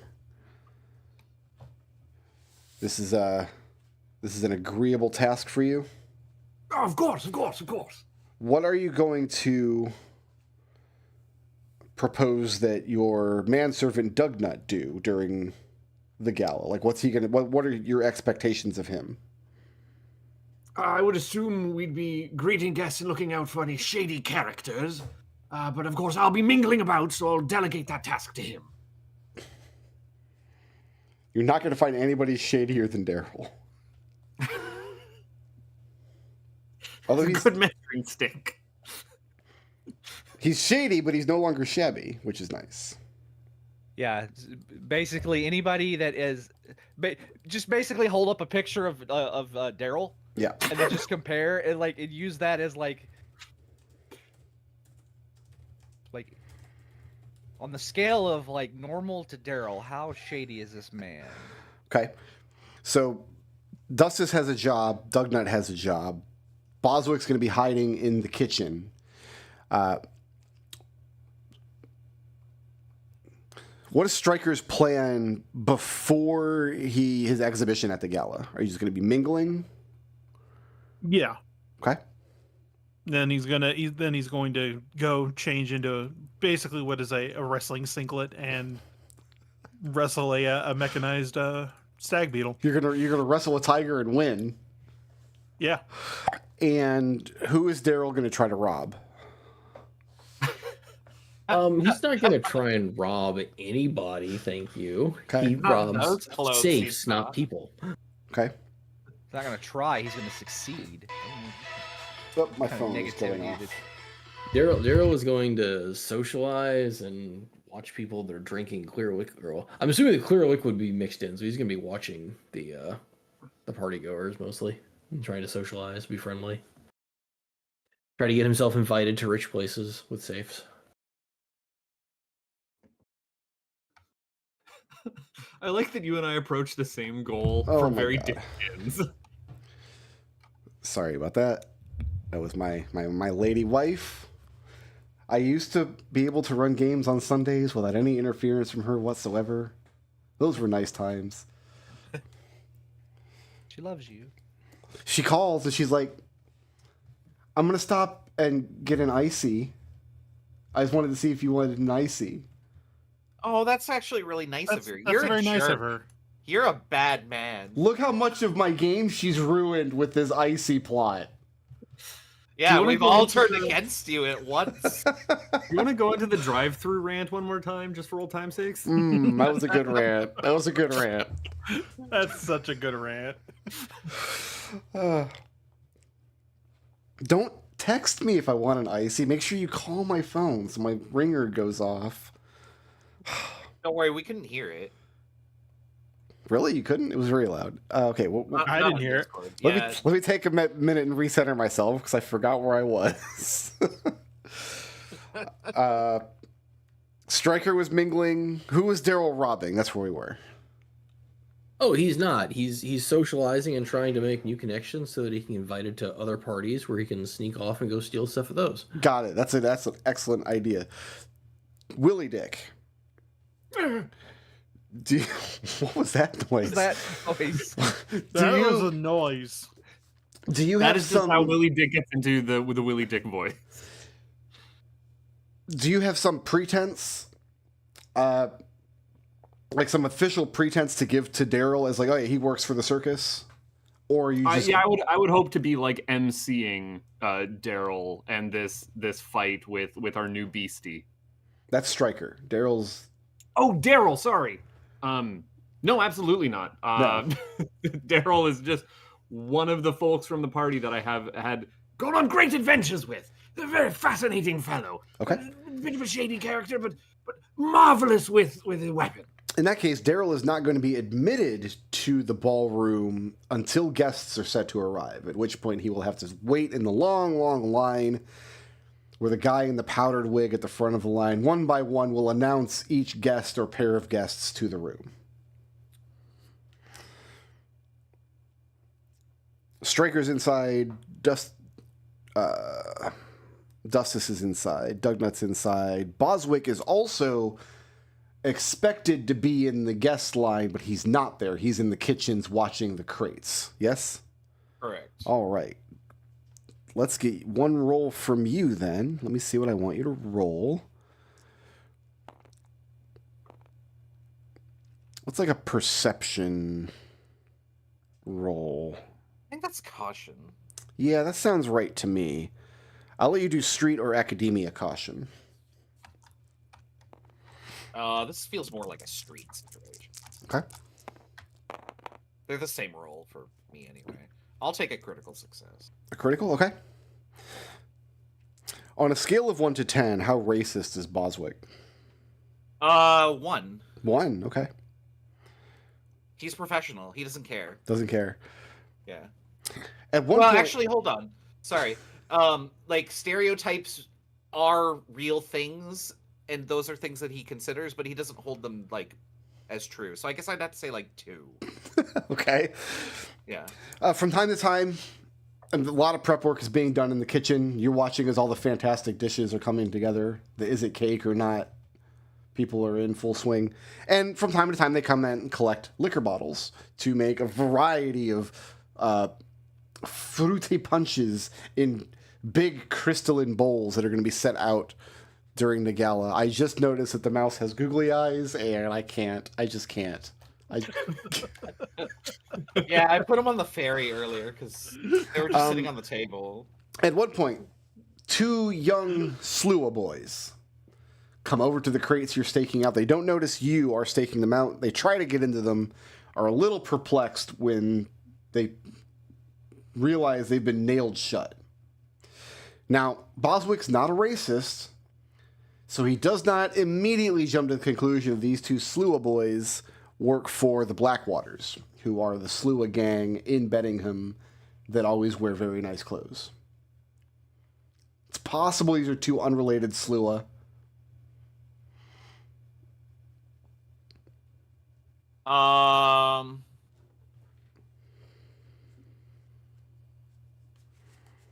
How busy is it in this area? I assume like crazy, awful, like chaos. It's beyond kitchen nightmares at this point. It is extremely busy. Boswick's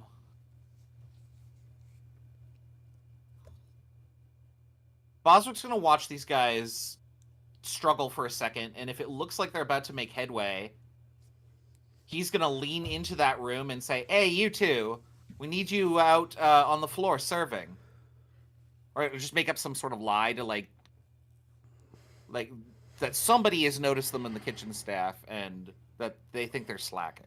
Okay. And then just see what happens. You're obviously not kitchen staff. Yeah, I'm gonna call out from the hallway. I mean, Okay. Hopefully that they can't see Boswick when he does this, but At which point they split up.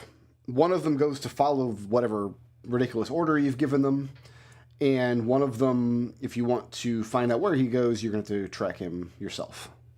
Boswick will follow the one that doesn't look like they're going out to the floor. Okay, it's gonna be street illusion. I think that's 6. Yeah, that's a big Yeah. boy roll for you. Yeah, that's pretty good. The big pants roll. The big pants roll. 1 critical success. Okay. I'll take it. You follow up to a handyman's closet in a different portion of the hotel where he's retrieving a claw hammer to take the nails out of this crate with. Boswick will approach the guy and say, "Oh, what do you need that for in the kitchen?" And somebody nailed one of the crates of booze shut. Strangest Really, thing I've ever seen. Boswick will pull out his clipboard and say, "By my account of the inventory, all the crates were accounted for." The one I need into is nails in it. Excuse me? Boswick will try and stop him, although he's kind of a lightweight. I mean, if you want to stop him, you can make a war strength check. Yeah, that's gonna go real well, but Boswick will try and stop him. Yeah, that's... All right, here comes 2 dice, you guys. Can I get a pair? I believe in you. You got a Holy basic shit, success. I did.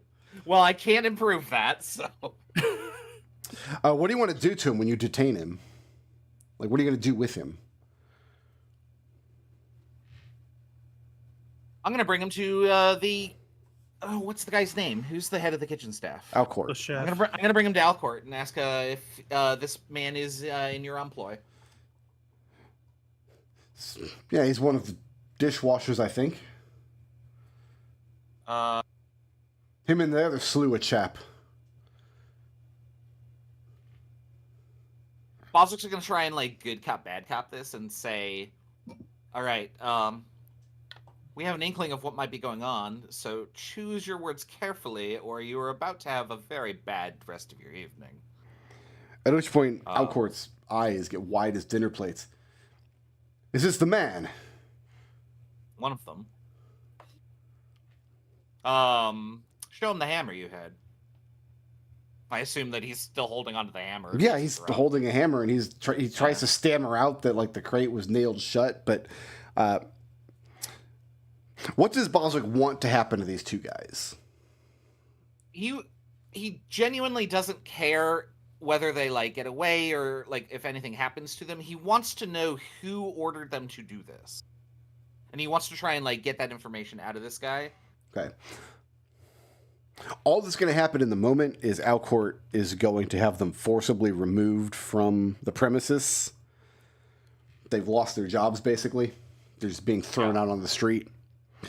But then he doesn't have time to follow up beyond that. And for Boswick to follow up beyond that, he would have to leave the gala.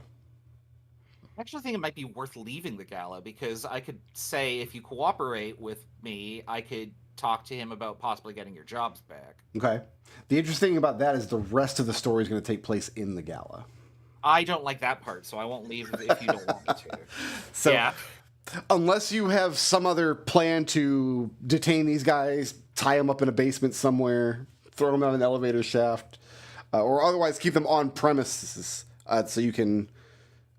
I mean, I would just Put say the- lock them up in a hotel room if we could Can I? to get to them later. Or, yeah, you know what? Dougna could just do something with them. Can I? Since I'm like quote unquote running security, Yeah. I guess. Can I choose that time to walk in and like just kind of muscle them? Well, what do you want to do Like- with them is the question. Are you going What do I- to detain them here on the premises?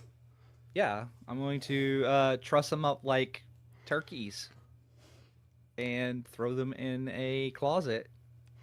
Just leave I them like there that, for the yeah. leave them there for the duration of the gala? Yeah. Okay. Oh. Yeah, Alcourt does not care what you do to these 2 guys. Yep. He- I'll get out of his hair. He Then. he He's got gives enough. you his extremely impatient gratitude for uncovering his poisoning plot and saving his reputation, but now he's got to get back to stuffing a turkey into another turkey. What? That's impressive. The dreaded to turkey. No. You guys are missing the obvious. That implies that there are teeny tiny turkeys. Right. Oh yeah. Miniaturization is fine. It's also would be a Turkey. Maybe by turkey they mean like flea or some sort of insect. Well, It'll grow. Yeah. it's a okay. pigeon. Before I forget this thought, though, Pigeon be like a this- freaking dinosaur. despite somebody having tried to open the crates, Boswick's not going to consider that a job done, and he's Mhm. going to go back to staking out those crates in case somebody else tries to break into them. Just move them to a room where they can't be accessed. No, I mean he's not going to move the crates. He's just going to keep staking them out. Okay. Yeah. So just back to his post. At this point, the gala has officially begun. They've been starting to announce guests one by one as they're arriving. So at this point, Professor Bellsworth and Willie Dick are standing at the doors, hobnobbing, greeting guests in. The man in the powdered wig turns to the room and announces, Daryl Archideld. Ah, good man, good man. Come in, come in.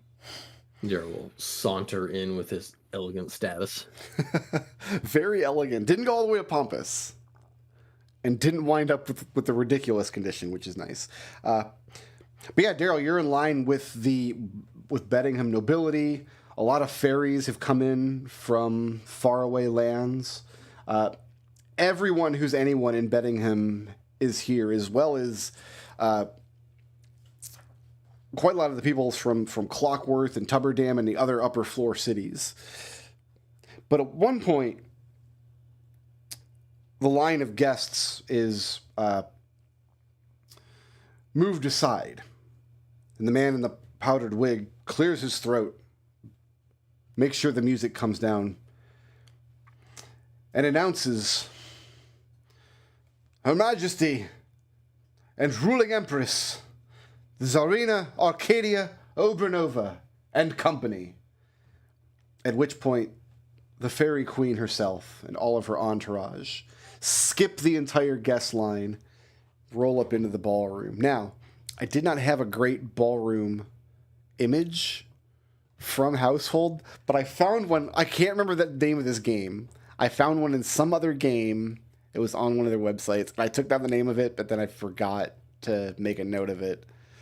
But I kind of love the image. And I'm like, this could pass for Household. I'm happy with that. Oh yeah. Yes. Very household energy. So, please, I cannot for the life of me remember where this game is from, and I don't know how I would check, how I would look it up. Oh, the googly eyes are in a very weird spot. Oh, we fixed it though. So, the swashbuckler now has googly eyes. Genuinely thought at first when I saw her that she was like hanging from this chain and her dress was on fire. Right? Like that's a really unfortunate placement for the chandelier. Yeah. Like let's just be real. Composition, folks. But it has enough top hats and enough like ostentatious frilly gowns. Yeah. The ballroom itself is massive, and there are there's not formal seatings or anything. There's a large open space in the center with the dance floor, ostensibly. But instead of being open for dancing and hobnobbing and whatnot, all of the Clockenized menagerie exhibits are here. All different types of insects and rodents and flying and crawling and skittering creatures set up. Along the outside of the ballroom are long, long tables with refreshments and drinks set up. They're not serving a formal meal tonight, but you do have sprites walking amongst with trays of hors d'oeuvres and flutes of champagne and whatnot. Large crystal punch bowls of every color of the rainbow. And an absolutely stellar jazz ensemble playing at the front of the room, organized by Bellsworth himself. The creatures playing the music at the ball are themselves part of the Clockenized menagerie. And there is one exhibit that is not open, cannot be interacted with. It's a large black sheet, mysterious, just off to the side. And standing in front of it with a knowing look on his face is our good friend Stryker. And he can't wait.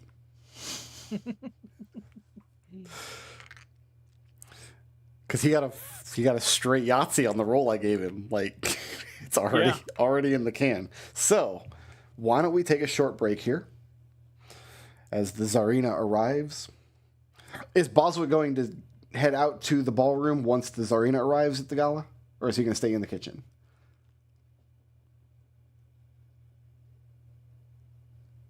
I think he'll stay in the kitchen, actually. All right.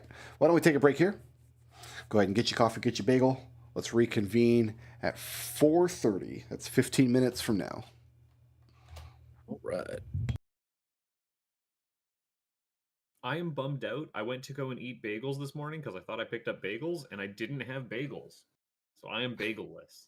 Dude, I had a bagel yesterday, and then after I was halfway through it, I was like, this tastes kind of funny. And I looked down and it had some mold on it. I'm very sad. Ugh. Gross. Yeah. Ew.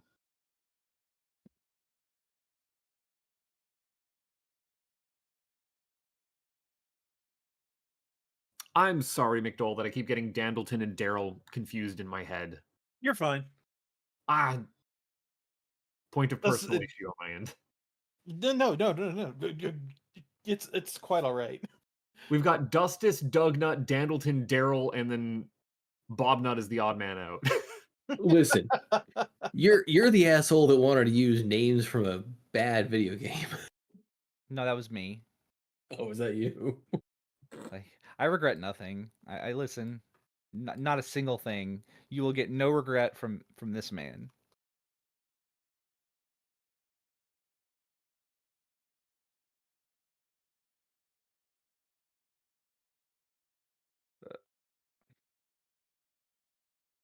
I should probably go get some soda because I'm running on 3 hours of sleep.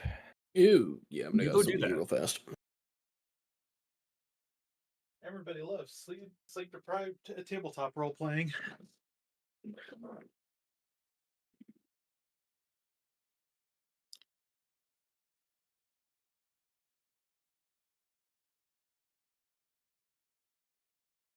I can't. Oh, wait.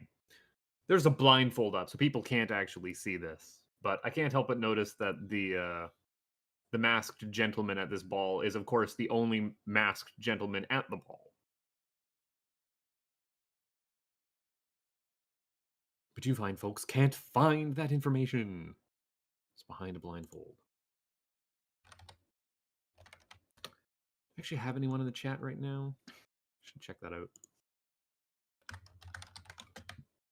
Oh, there's an easier way for me to pull that up. There we go.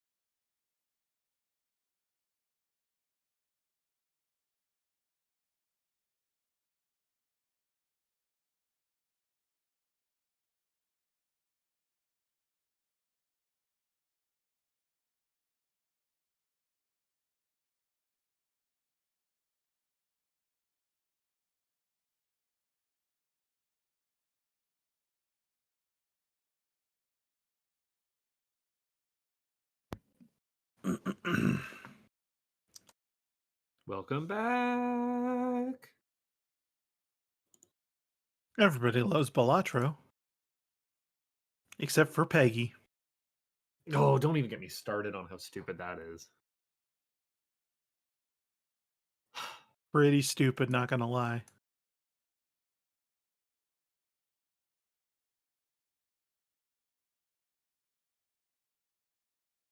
There's some real predatory horse shit that goes on in gaming, and Balatro is not one of them. No. Balatro is wholesome.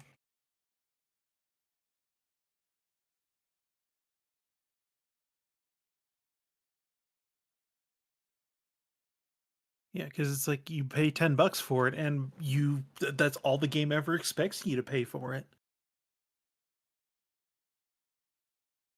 Meanwhile, I'm a crazy person who's triple boxed it to get it on all of his mobile devices. Oh, I can't put that shit on mobile. Like I can't have Vampire Survivors on mobile. I can't have Balatro on mobile. That's work productivity in the toilet.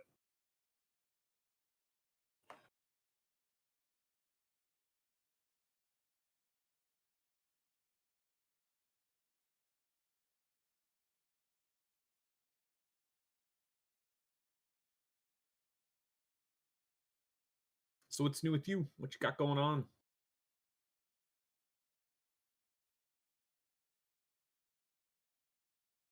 We missed a couple weeks here. My hair is purple now. Congratulations on your purple hair. I'm very happy with the purple hair. It You need came to make together sure you quite also nice. have your pronouns in bio. I have finally got my certification. My apprentice nouns are now pronouns. Cool. I haven't dyed my hair in forever. It feels. I've like. never dyed my hair. I've done the green. I've done like bright blue, like Raz's nameplate blue. And I had a dark red that immediately faded to like bubblegum pink. But hopefully That's cool.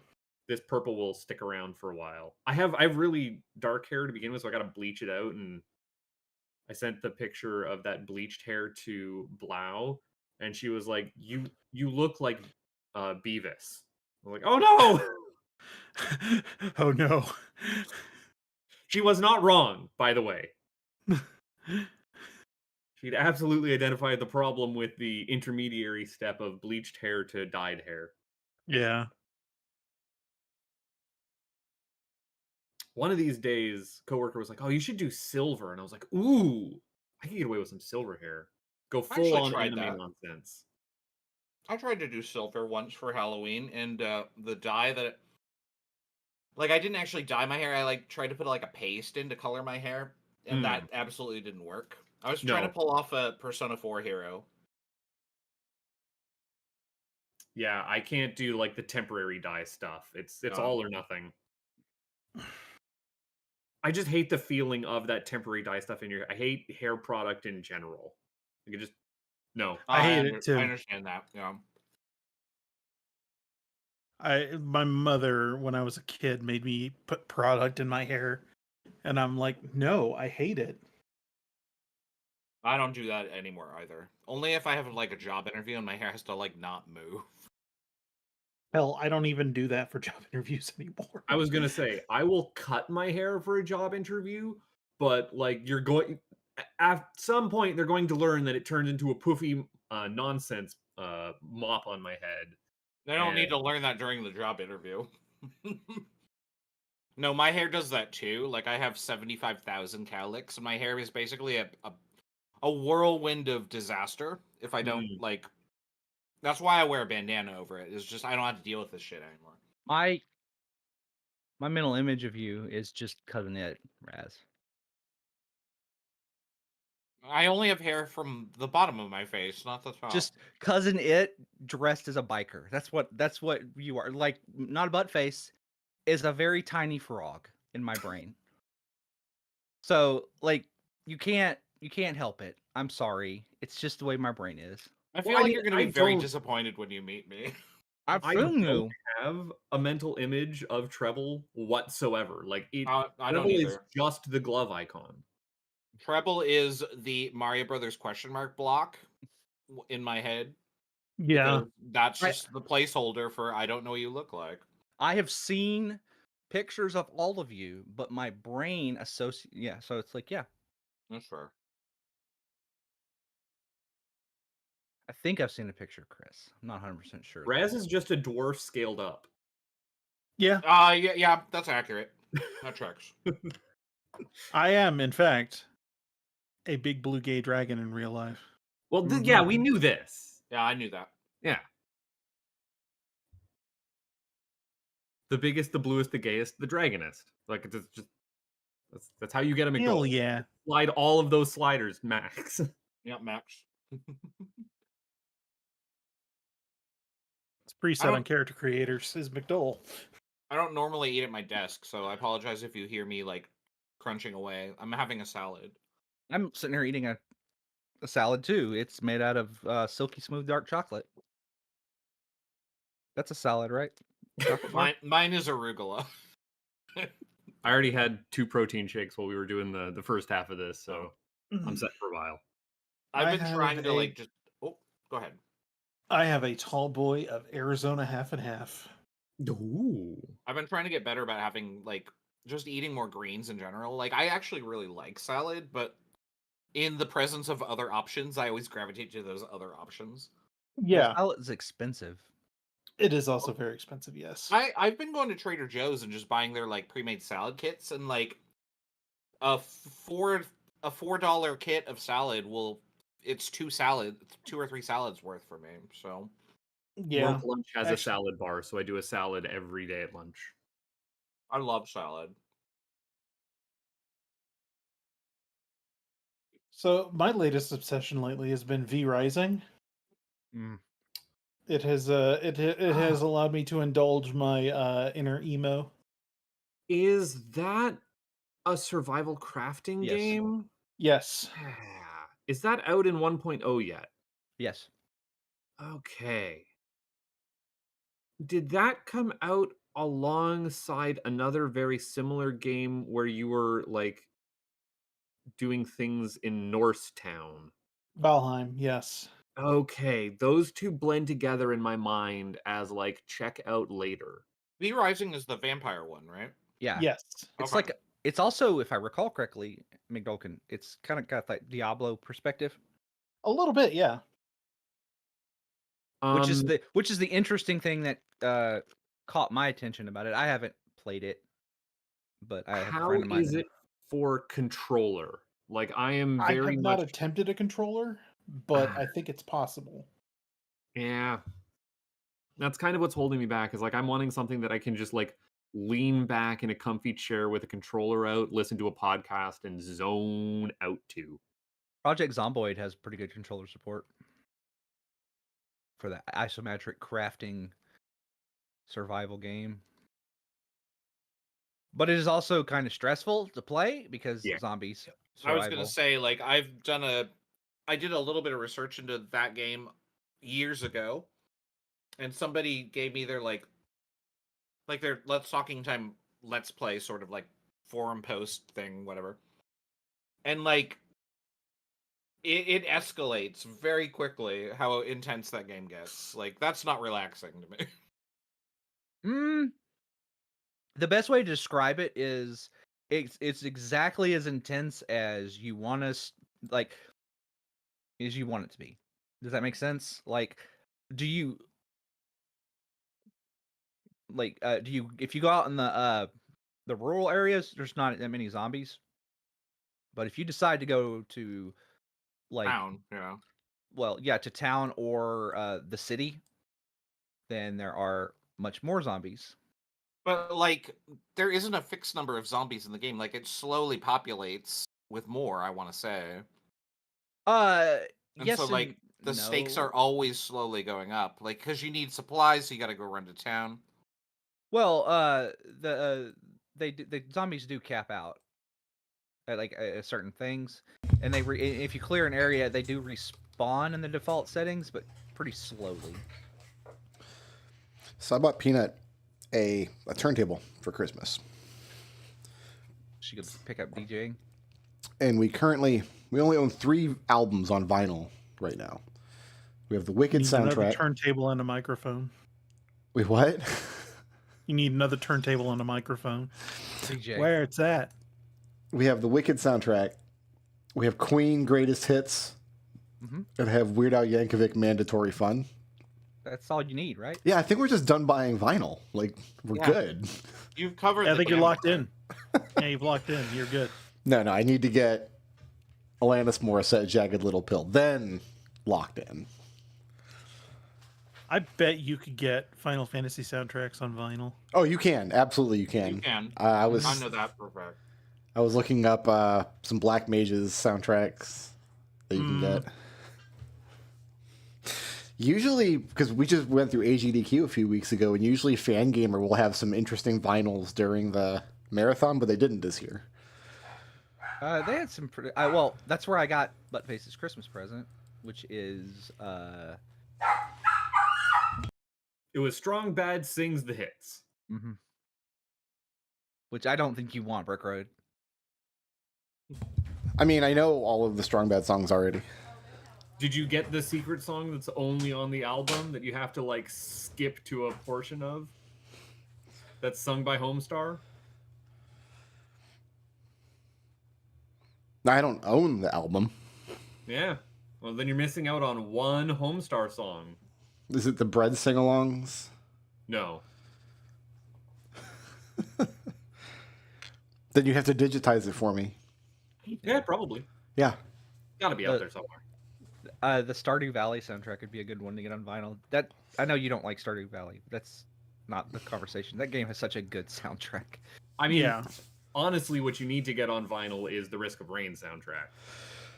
That's a good one. Yeah. True. Yeah. Ooh, you right though. I think that's available, not on Fangamer, but I think somebody's got it for sale. It's definitely I'm- available. Here's the I would never play that though. Mhm. When I listen to the Risk of Rain soundtrack, I've got a YouTube playlist for that. Right. There would be no point to play it all through the house. Whenever she does chores, she likes to put on music to play. Usually the Wicked soundtrack over and over and over and over and over for 15 friggin' years. Mhm. Whenever I do chores, I put on my earbuds and listen to audiobooks, which right now is the sequel to the Monsterkin Smut book that I read a few months ago. The guy put out a sequel, and I'm excited. Hell yeah. I'm all about monster smooching. Nah, you wouldn't like it. It's a hetero romance. What? It's a man and his cat Boo. girl. See, the problem that I'm having is normally when I'm wanting to do chores around the house, I'll put on Salute the Flump, and I can't do that for the last couple weeks. Aw. Yeah, I have to listen Poor to this baby. jackass. The problem is I don't do chores around the house. You know, I haven't read much gay smut. The two times I've made the attempt, here's the difference between like hetero smut and gay smut as far as like Audible is concerned, like audiobooks. The Monsterkin book that I've got, there's like a pretense to it, there's like a storyline to it. We're gonna set the stage for these characters. There's gonna be like a plot line, and then eventually we're gonna get to the smut, right? Both times I've tried to read gay smut, it was line 1, chapter 1. We're already balls deep in the smut. Like I don't know who the characters are yet. I don't know what's going on, and we start out there, and I'm like, you can't Yeah. just. You gotta rev the engine up, right? You can't just start at. Yeah. So I gave up on both of those books. Yeah, I don't think that I have opinions on this matter, having written like a million words into basically what you're describing. I have my folder of gay horny gay orc smut. There is a ratio that I think is ideal, and it heavily favors plot, and I don't think people realize that. Yeah, like I need Like the porn should be a spice. Like it should not be the main course. It should be. Is a the seasoning. tag slow burn? well because in the No, but that is appropriate for what I have written. Like it is Yeah. the lowest of burns because it's so fucking long, and I'm not done with it yet. in fact I For fear think of the ruining book I Truffle's was mentioning it. reading, I think it started out like with a really gay unicorn is where we started, So just a normal I unicorn. would like you to point me towards a really hetero unicorn. Unicorns, I found in most fiction I've seen unicorns to be pretty straight because they're always after girls and they're always male unicorns. Yeah, and they're always very skeevy. In every fantasy I've ever read that had a unicorn, like they're like borderline rapists. Oh yeah, no. Like and That's like right. borderline rape. Like can think of 4 books where there was a unicorn and they were a borderline rapist pedophile. Like it was one of those. I'm thinking about it, but I'd never do it. But I am thinking about it. Kind of wink, wink, nudge, nudge, and I'm like, who the? Why? I'm like, what is wrong Why? with you? I'm just going to put this out there, but neither Rarity nor Twilight Sparkle are any of the things you said. I said, They're unicorns. You're right. They're both- Shit, they're both fuck. unicorns. God damn it. God damn it. Ponies ruin everything. I'm sorry, did y'all forget about Twilight Sparkle? I didn't. yeah, Ponies ruin every goddamn thing. I remember. she's an alicorn now. Not until like season 8. The show was bad at that point. My Little Pony gets 8 seasons, but Star Trek Lower Decks only gets 5. What the fuck? Number of seasons is not an indication of quality. I mean, there is a point where, like, Just look at The Simpsons. I've heard The Simpsons has gotten good again. Yeah, the general consensus is now The Simpsons is good again. Oh, Like- okay. It's like back they- in they- But vogue. from they- season they- 32 on, it got really good, apparently. So what's the Dark Ages, like 9 through So- 30? the way the way it was explained to me in a video I watched was that they've kind of gone from abusive parent Homer to he's an idiot and he bumbles and he's not good at being a dad, but by God he's gonna try and he's there. He's- And Yeah, that's it- like apparently when it got good. Homer is apparently very wholesome now. Like, there's no more jerk-ass Homer. Yeah, I saw, jerk-ass Homer, I that saw was- the same video by The Real Yeah. Gyms. That's don't interesting, but I think like in order for a show to don't go remember. that long, you have to change that up. So Right. Like- well, like even like in the first like 5 or 6 seasons, there's like 3 distinct Homers. no. It's Homer's all the way down. Well, I mean, it took a while to dial him in, and then they really dialed him in, and But I just want you all to know that I am reading smut regularly. Like, good. It's healthy. it's nice to listen to while I'm doing dishes or riding my bike. I don't want a real book in those situations. I have a real book I'm listening to. It's excellent. It's called The Hexologists. I really like it. There's no smut in it. Oh, I'm back. It's a mystery book. Is it a decent? It's not really a mystery. Like they're detectives. They're like Boswicks. It's a married Okay. couple who are in like magic investigators. All right, let's go ahead and raise the blindfold here. Let's see if we can get Stryker into some trouble. Yeah, I'm okay with that. Stryker. Sir. They announce the Tsarina and her consort, and of course she's the center of attention. She sweeps into the room, wearing the most elegant ball gown imaginable. Her whole court is with her, fluttering about on their fairy wings. Yeah. Willie, Dick, and the professor, you would be expected to go and receive your guests.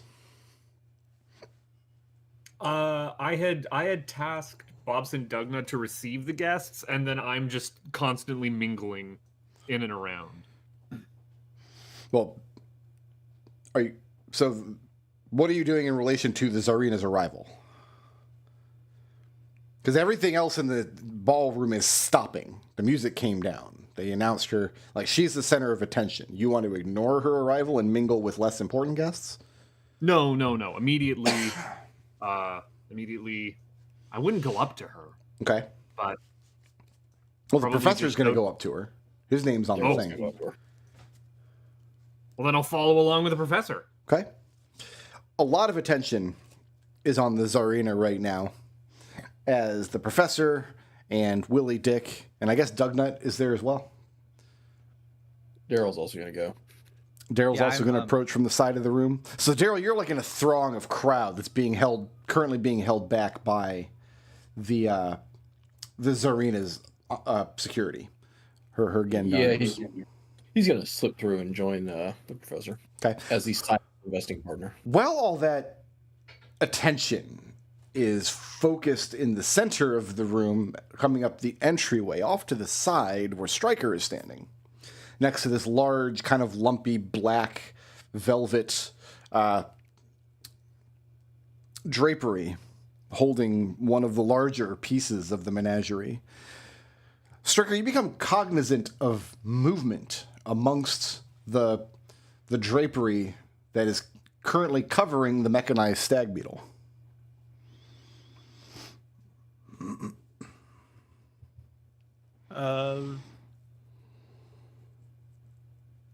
Surreptitiously peek under the thing, under the velvet.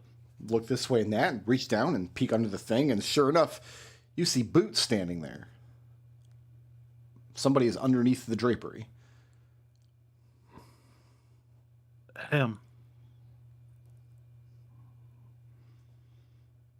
They're still standing there.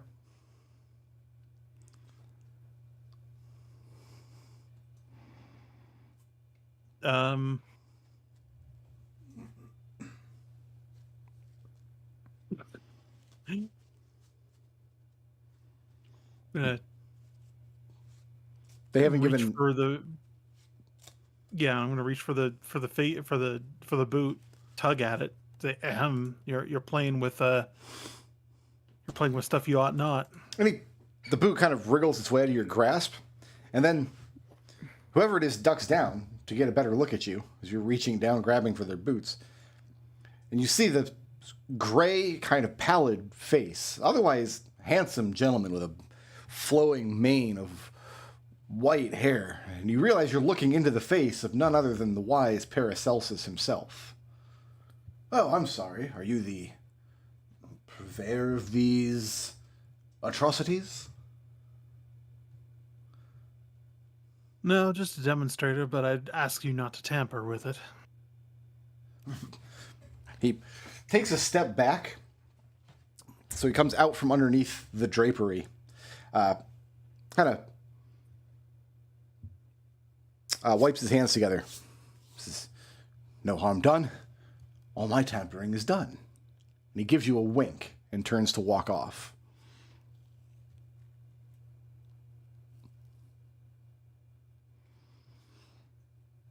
Stryker narrows his eyes and then starts looking for the professor.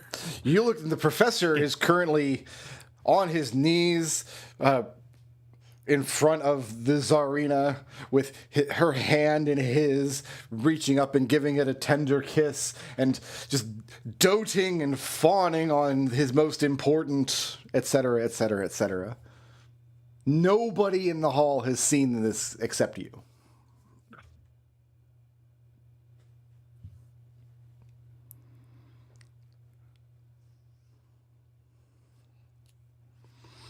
Stryker puts on a stoic, stiff upper lip and is just like, well, this is about to go tits up. Okay. Daryl, I want you to give me a war strength check to shoulder your way past the Gendarmes if you want to approach the Tsarina.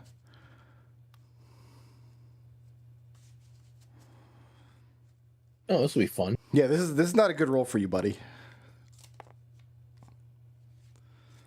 You know, never let it be said that we didn't try. Can he like try and sneak past him instead, like slip through, or? No, it's a well-lit ballroom, unless you're going to be like literally invisible, and even then you'd have to materialize kind of next to her entourage. That's a negatory, good sir. A negatory.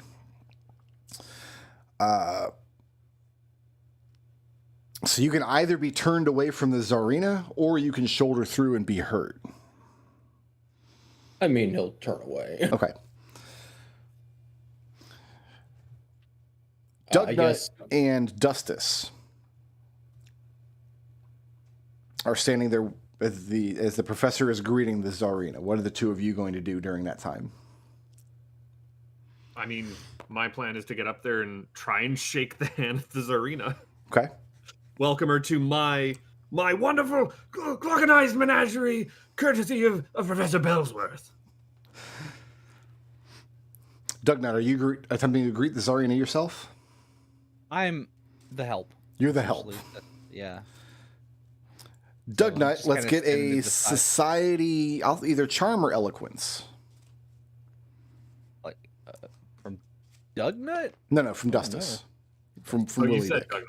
I'm sorry. Society charm. Let's go society charm. You're going to try to charm the Tsarina, okay? Yeah. Listen, when I- all of your players have ridiculous names. They all Right. start with D. Could, Dognut, can, Dustus, Dandleton, Daryl. can, like- can I attempt to help him just by like being, because I'm standing there like at like his side, like he's an important person. You could Okay, make so- him look more important. I don't know that you could make That's him what I'm be trying. more charming. Hmm.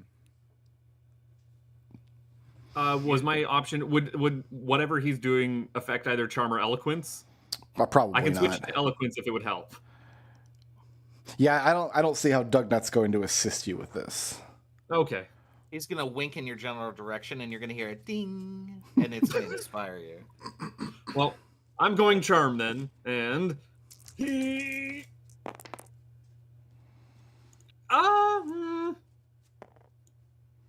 I might as well re-roll the one that I have, and hope that it lines up. Otherwise, we're just going with the one success. Hey! Hey. All right, so you got Critical a critical and and a regular. basic.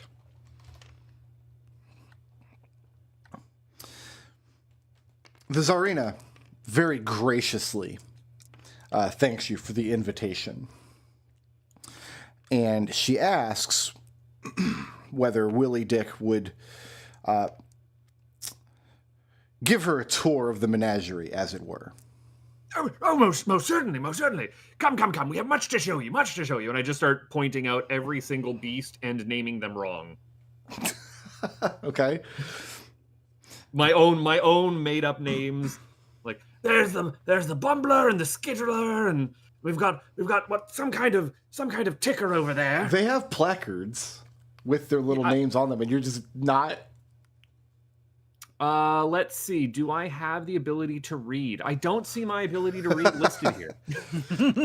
Doug, I are like you, to are you think doing that- anything to salvage this? Like, are you trying to correct him or just let him dig his hole? Yeah, I have to protect him from himself. Okay. Oh man, I'm just imagining like all these placards like have the actual name, and then in italics it's the Dustus name, like the genus or whatever. The genus and species of each one. I'll basically chime in and say, yeah, I'm not really sure how I'm gonna to do this. Let's see.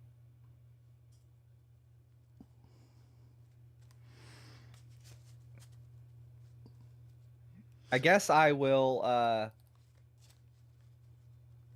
try to be eloquent and use. I guess I'll try to use my eloquent skill to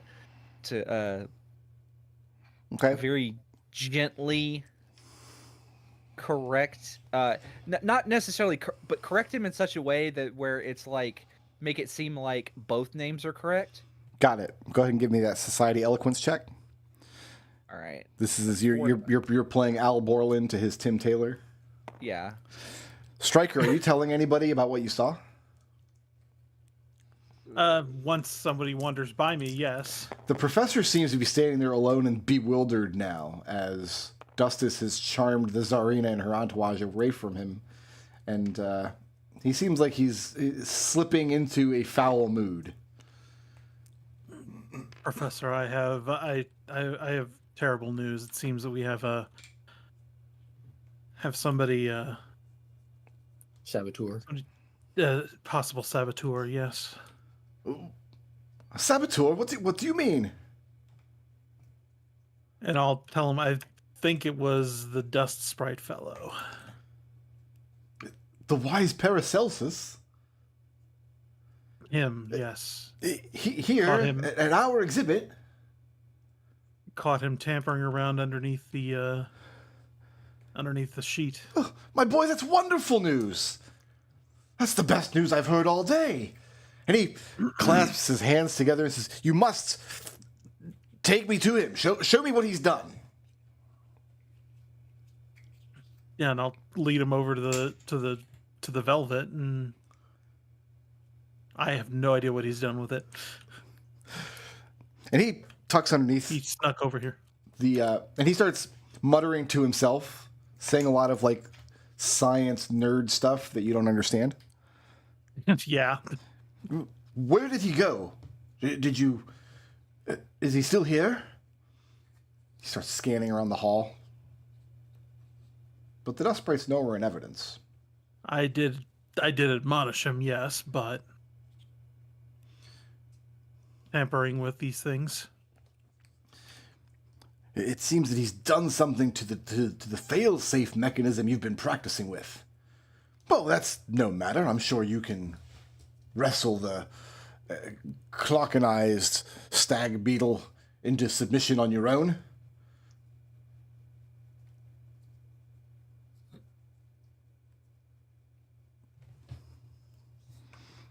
We'll see.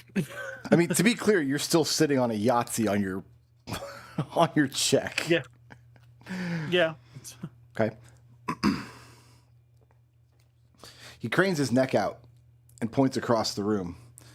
Says, "It seems that scalawag, Dustus, has stolen away the Tsarina from me. She should be doting on me as the inventor of all the clockenized wonders, should she not?" Then you should make that known. Yes, you're right. At which point, he claps his hands very loudly and shouts out, "Ladies and gentlemen, your attention, please." And he announces the exhibition match Oh boy.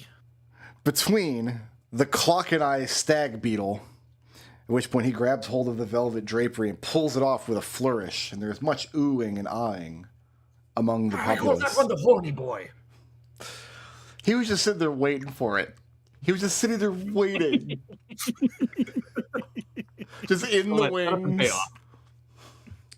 I like you could you know he was just sitting there bouncing up and down in his chair. Right?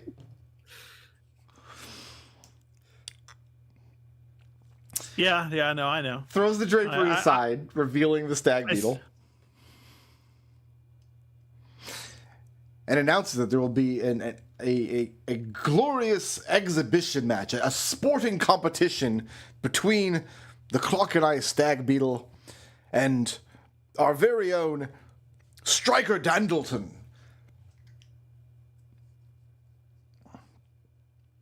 Tip of the hat. And he makes some adjustments to the beetle, and it starts whirring and moving to light, much to the oohing and awing of the gathered. Yep. And yeah, so I'm going to yeah, it's going to be kind of a I imagine it's kind of a wrestling kind of a deal. So you wanted to let the beetle win, is that correct? Yeah. Yeah. But you wanted to do it in such a way that you would not become hurt. Correct. And to that end, you got a Yahtzee on your War plus Craft roll. Yeah. Okay. Are the other four of you going to be doing anything during the exhibition match? So I will say to Willie Dick, unless you do something to rekindle the Tsarina's attention, you're going to lose her at this point. No, I'm going to talk up about how Stryker, when he was out there, when we were hunting down all of the stuff that allows these mechanisms to function in the first place, how he was such a fantastic fighter. At which Talking point, up a boy. when you say that, The Tsarina immediately loses interest in the exhibition match and turns back to you. Says, what sorts of materials? Tell we me found about this. them. We were in the in-betweens and we found this glowy rock. Did I ever tell you I set off a beast trap while we were out there? The materials? Yes, we were hunting for the materials and we found this great trap and I was able to shoot it and it went off and it was... And I'm trying to talk up. I don't really care about the materials. I don't have any details on them. I'm just Sir, talking about the cool. I'm flights going that we to did. I'm going to like poke him and say, "Sir, remember the materials? The giant mechanical. What was it? Brick? Was it a giant mechanical spider? Mm-hmm. Yeah, the giant clockwork spider was guarding the filamentrium. Yes, Yeah. sprung to life all of its own from these glowy bits and bobs we had lying around. I think he called them Philomowatsits or whatever. Filamentrium. Yes, I'll, Philomowatsits. I'll correct him. Okay. Every time he says it wrong, I correct him. I want I both say it of wrong you. every time a different way. I want both of you to make me a society insight. Oh boy! Striker. Immediately, as you start going through the motions with the beetle, going through your rehearsed, whatever the wise Paracelsus has done, has altered the movement patterns on the beetle, and it is no longer moving the way you expect, which means all of your rehearsal is good for nothing. I'm speed running and some jackass patched it. Just ready to go on the stage at GDQ, and somebody patched my freaking game. Windows update. Yeah. That's why they patched the exploit. Okay, so the options you have, you can try to fight the thing for real, or I guess you could try to disassemble it or turn it off in some way, or you can run away like a coward. Like, you've got options. I think I'm gonna fight it for real. Okay, let's just call that war plus fight. No, let's call that war plus strength, and take a +1 on this because you have such incredible working knowledge of the thing. Yep.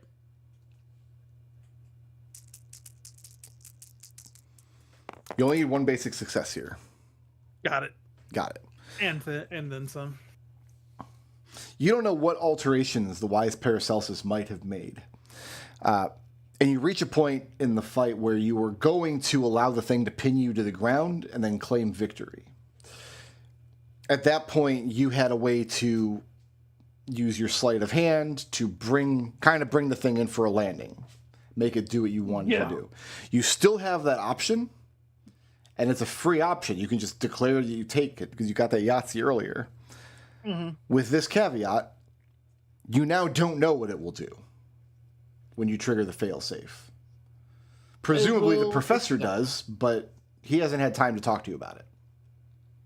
I will take the dive as planned. So trigger the failsafe, Yep. come what may, okay? Mm-hmm. Daryl and Boswick, are you coming out of the kitchen and when the exhibition match starts? Boswick is married to his job, Yeah. so he is going to stay at his post until everybody is out of the kitchen, and it looks like no further possibility of somebody breaking into this crate can happen. There should Or be people working in the kitchen, but most of the serving staff, even the ones that are supposed to be back here, have ducked out so they can watch the spectacle. If there is some sort of like, because like this would be the perfect time for somebody to sneak in. If there's some sort of like loud crash or something serious happens out there, he'll come running. Okay. But otherwise, he'll not watch the spectacle. He's going to do his job. Daryl, are you taking advantage of the exhibition match in any way? So what Daryl wanted to do was, before the exhibition match started, he wanted to talk up Stryker and try to get some bets going. Now, I'm working on the assumption that Daryl knew beforehand that Stryker was going to lose. Yes, he wanted to get people to vote that Stryker was going to win and then take their money Okay. or their coins. Yeah, let's go ahead and... What would be a good deception? Let's do street eloquence.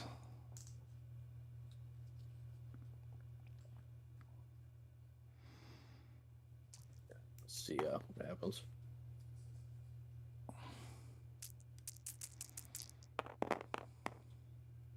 What is this? What's happening here? What happened? What's a Yeah. 5? What's a 5? I don't know. What to say. A 5 is a. You're looking for a 1. All right, so you got a critical? I got a critical. Okay. Let me think for 2 seconds. We'll say that you sew up 6 coins in bets with a critical success. That's 6 coins that you owe if Stryker actually wins. If Stryker loses, you gain the 6 coins. That's the direction you were fixing it in. You better lose, Stryker. Well, unbeknownst to Daryl, the beetle has been tampered with by the greatest tinkerer and gadgeteer in the household. Yep.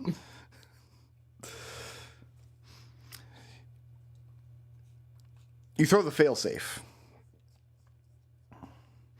And I don't want you to make any kind of checks. You got a Yahtzee earlier. Sure. So you're going to avoid any kind of negative effect here. Going through this, you're approaching this like a wrestling match. You had to like A little bit, yeah. grappling, and you're not taking out your weapon and beating on the thing. No. Okay.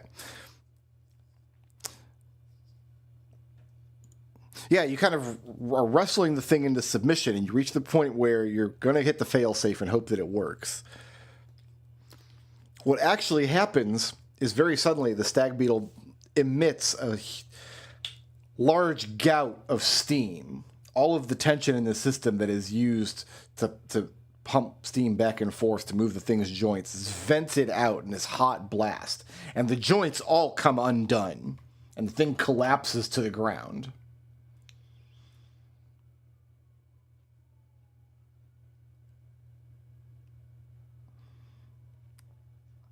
That means Daryl owes 6 coins. Yeah, apparently. That's not at all what was supposed to happen. No. No, it's not. Daryl is very flabbergasted. Looking over at the professor, the look of shock and horror on his face is like he can't believe what's happened. And there's a lot of there's some scattered applause from people who thought that's what was supposed to happen because this guy Stryker was large and in charge. Daryl, Yeah, Apparently I would not. immediately That's- burst out and be like, "Whoa, there's Stryker! Wonderful show!" Trying to play it off as that was what was supposed to happen. Stryker and Daryl, I'll give you guys an option to try to salvage the situation. Yeah. Because what it looks like right now is that this clockenized menagerie is a joke. It's a joke and a half. So, do you have an approach to try to sway public opinion back in the direction of the professor and his menagerie? So the thing fell on top of Stryker, or what is Stryker's current position? Stryker's standing next to it looking, well, he wasn't expecting it to happen. He's standing next to it. He wasn't damaged or hurt in any way. The thing just kind of came apart at the seams. It exhausted all of its steam and fell apart. So we can't pass it off as this was intended to knock Stryker out, so it clearly won because he's standing up. Like, yeah, he didn't have time to take the dive.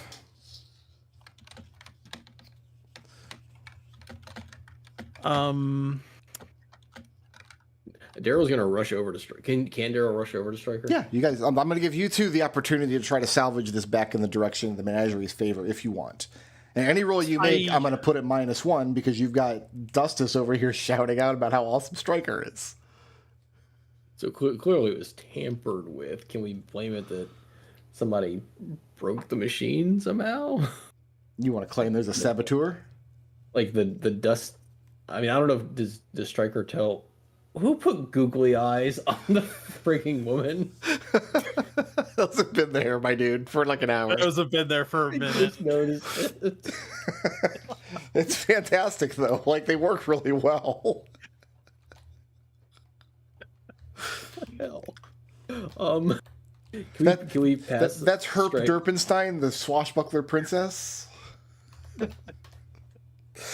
It's just like the one googly eyes.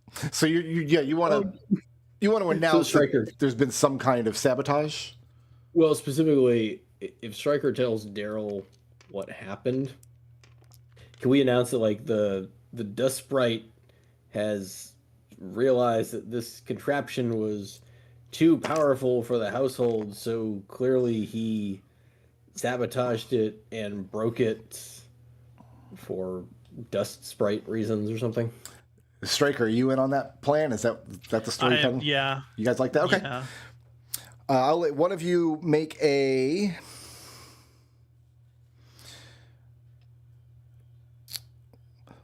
Let's go with society culture. If you're actually going to name drop the Dust Sprite, if you're going to say the wise Paracelsus is lurking about, That's you, my guy, because I only have 2 dice for that.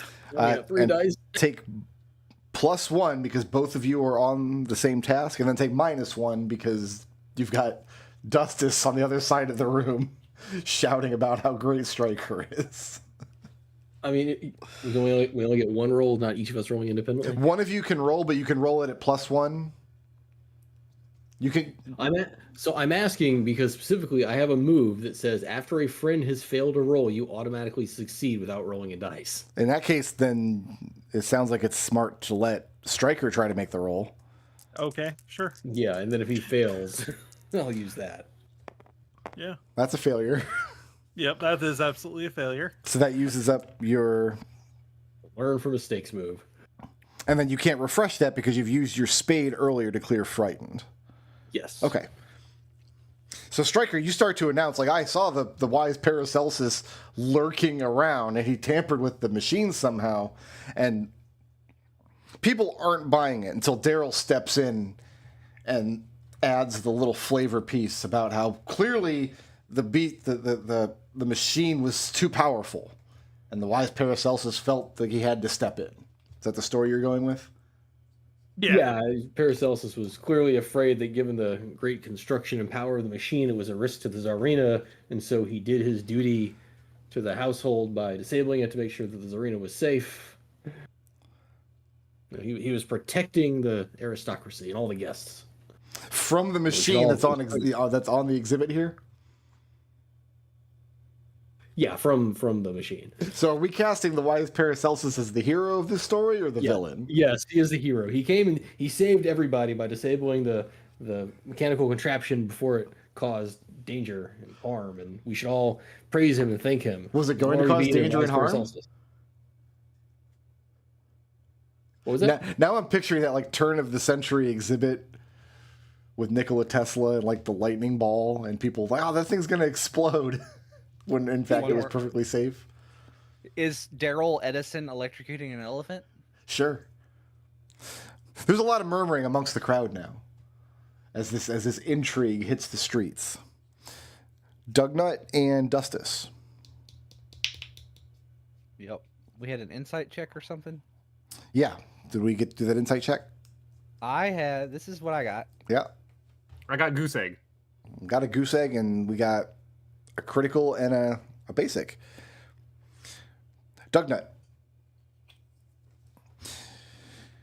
You step in and you clarify or correct the thing about the filamentarium. As soon as you mention filamentarium, the Tsarina looks kind of casually in your direction as though you've piqued her interest.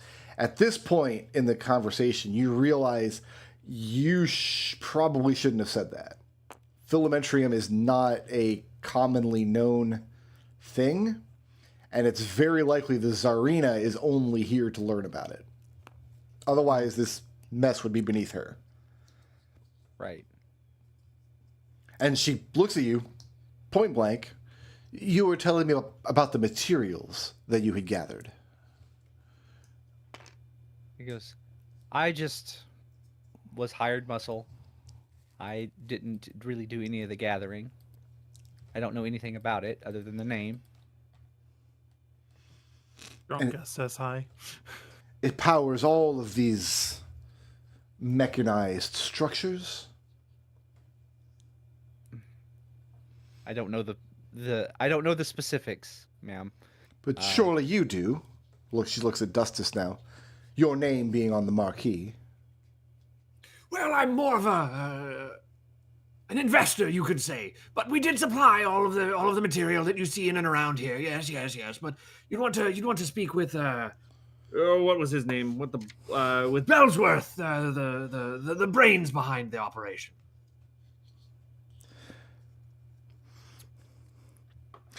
She seems to have no interest in the spectacle on the other side of the ballroom, where Stryker and his broken stag beetle are situated. However, she asks you to continue the tour of the exhibits. She'd like to see each one. She would like Dustus to talk less and Dugnut to talk more. Mm-hmm. Oh. Is it really a surprise? Boswick, are we staying still in the kitchen? Oh man, I want to bring him out to the scene, but at the same time, it's just like he's married to his work. Is anything happening in the kitchen like at all? After this, it looks like the fight is over and the people come in and the serving staff comes back into the kitchen and they're talking about the extremely exciting spectacle that they just saw with Stryker fighting the stag beetle and the whole thing just falling apart under one of Stryker's blows. That might be worth investigating. Okay. Yeah, Boswick will come out.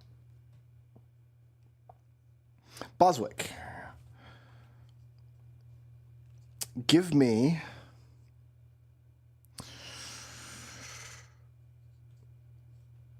society caution. Seems appropriate here. 4, okay.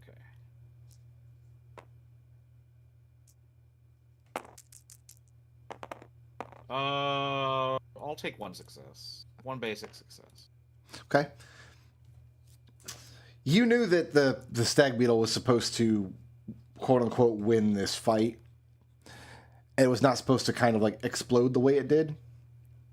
Coming back out into the ballroom and kind of surveying the scene, seeing who's coming and going, you see, leaving the scene relatively quickly is none other than Meladin Arsini Stanislavovich. I have to look at the word or I can't say it. Stanislavovich. Panoptin and Ocragon? Yeah, it's the Apton and Ocragon, correct. And the reason you know it's her is because you literally saw her dress when you were poking around in her place earlier. Start tailing her. So you're going to leave the gala? Only with your permission.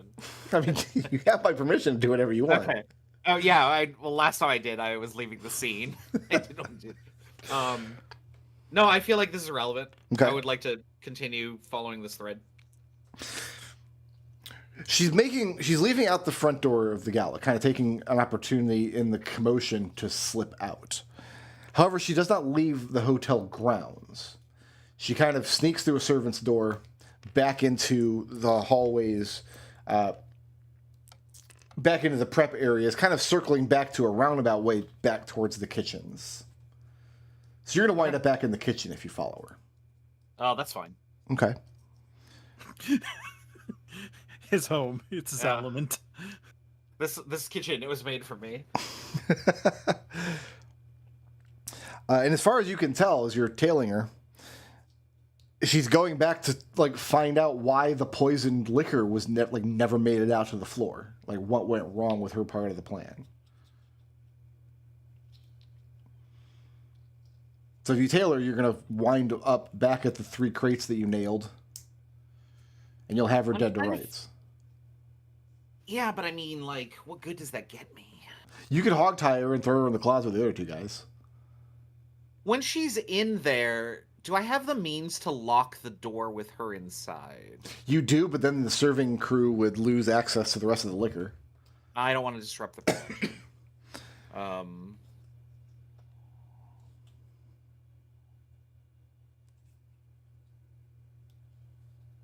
I'll confront her. So you're standing in the doorway, and how do you Yeah. confront her? I say the jig is up, She unless you want to cooperate. That is. startles and spins around. The jig is up. What jig? Why would you have any interest in those 3 crates? Oh, I've And seen. then to have I gotten say lost. her name. Was looking for the powder room. Very long roundabout way to get there through the kitchen. Now, perhaps you can be a gentleman and show me the way then. I'll be showing you the way to a cell if you don't cooperate. A cell? She asks, taken aback. Why, whatever You know- do you mean? Your name was on this order for these crates. The crates contain poison. Why are you here checking up on it? She sticks to her story. She was looking for the powder room and got lost. As far as you knowing her name, I mean, she was announced at the door. Everybody knows her name. She bought her way onto the guest list illegitimately. Boswickle Asset, how did you get on the guest registry? I have received an invitation, just like everyone else. I can't say I have much interest in, what is it called, a clockenized menagerie? But the Tsarina herself making an appearance. Why? It's the event of the season. What did you hope to do? Poison her? And she gasps, and she's not wearing a monocle, but if she was, it would pop out. I'm trying to get a read on her, like, as I, like, confront her with what is pretty clearly her plan. Mm-hmm. I don't know if she's, like, becoming nervous or, like, or she's just, like... feigning innocence. Like, you've got her dead to rights, but she's not going to just give it up to you. I don't know how to really do anything with this scene here. Can you make a Columbo check? Well, I mean, I do have attention to details. I could just ask you for a suggestion or clue. Is that what you want to do? Yeah, sure. Why not? What is the wording on I- attention to detail? Either ask the narrator for a clue or suggestion, or find an opponent's weak spot. I think all of those technically apply. Well, is that finding What is a her- weak what spot is her wouldn't apply because you're weakness? not in combat with her. You're not fighting her. Well, not yet. Not with that attitude. I'm not. Okay. Something about a crime scene almost happening. There's Well, I something. mean, that will let me use the next skill I have. There's something about the crates that you know that she doesn't know, and she doesn't know you know. She thinks the crates are supposed to have poison in them that were supposed to be retrieved and brought out to the floor in one or more of the punch bowls. That was what was supposed to happen. You know that that poison was intercepted and dealt with and replaced with water. Yes. So you don't have any evidence to pin her down. Like we have the poison in hand, we can show it. But Yeah. you might be able to use it to bluff her. Like, if this is not poison, why don't you drink some and show us it's not dangerous? Okay. Then what Boswick will do is I'm gonna say that he took the hammer off of the Slua kid, Sure. and he'll just take it out and say, "All right, very well then." He will open the crates, Okay. and he'll look for one of the bottles that Daryl mentioned. Yeah, sure enough. And he'll say, he'll pour a little bit into a glass and say, "Very well then. Perhaps we've gotten off on the wrong foot. How about a toast?" And as you pour it into the glass, her eyes go very, very wide. And she very, very fearfully, "No, thank you. I'm not thirsty at the moment." Oh, no, I insist.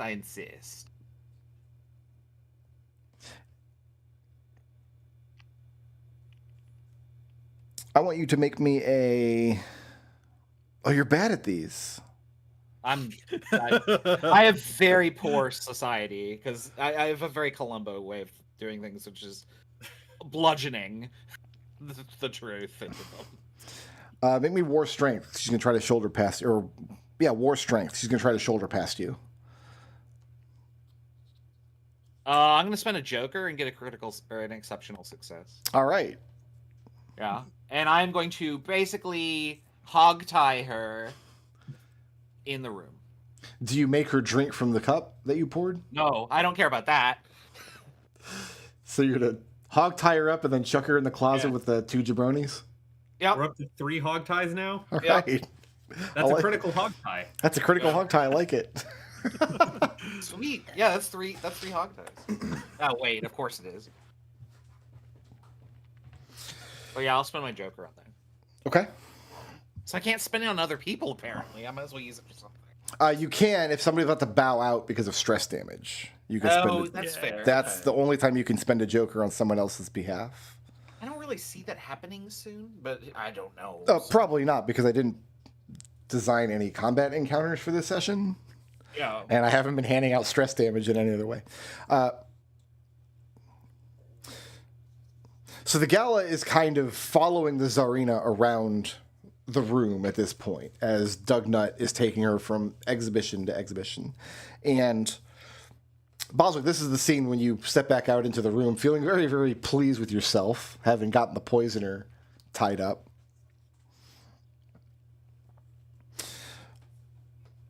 Let's go around the table one more time, just for general gala actions, I guess we'll say. I can delete this incredible Yahtzee you got in your Warcraft roll now. Oh, Daryl, you owe 6 coins. Are you able to pay up 6 coins? No, I only have 5. Oh, you owe 6 coins. Well, none of that was mitigated with our amazing story. No. In fact, you rolled really, really well on trying to get people to take that bet. You could borrow one from Boswick. Why don't you just vanish into the ether? It's an advance on your pay. If Yeah, you there we go. if you can borrow a coin and pay from Boswick and pay 6 coins, that's fine. Yeah, I can- if you only have 5 coins, I'm going to give you a condition. No, I can borrow one from Boswick and pay it. Okay. So you make good the on the bets. Yeah. Yeah, let's go around and just get general. So at this point, the stag beetle is broken. The Tsarina is going from exhibit to exhibit, being shown around. And the rest of the gala is getting into like full mingling mode now that it looks like the most spectacular portion of the evening is over. So Dugnut, are you just taking the Tsarina around? Yeah, I'm just taking her around and basically trying my best to politely foist her back onto Willie Dick. Willie Dick is so. Dustus, are you following Dugnut and the Tsarina around? Absolutely not. The Zarina said she doesn't want to talk to me anymore. She wants to learn more about Filamentarium, and I'm going to go and hunt down Bellsworth, being like, I know just the man to talk about Filamentarium.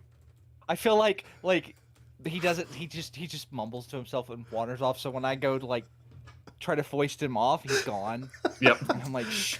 I'm like, oh You crap. have been left alone with the most powerful fairy in the household. Yeah, and I'm just a literal dirty vagrant. No, you're not dirty. Hold on. You were. I'm Decent. not. You're decent. I'm decent, but my backstory is my character is a dirty vagrant. Yeah. So Stryker, you've magnificently won your bout against the stag beetle, and you have fans in the room. Not the least of I which am- because a bunch of them just made coins off of Daryl. I'm gonna mingle with them and talk about the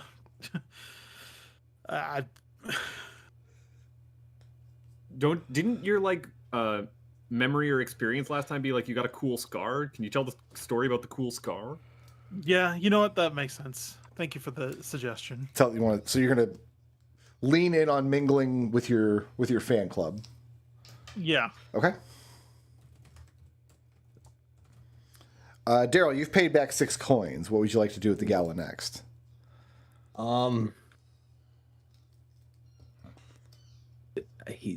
don't know. He's just trying to stay out of trouble at this point. Right, he's gonna try and make friends. See if he can find other places to go make 6 coins.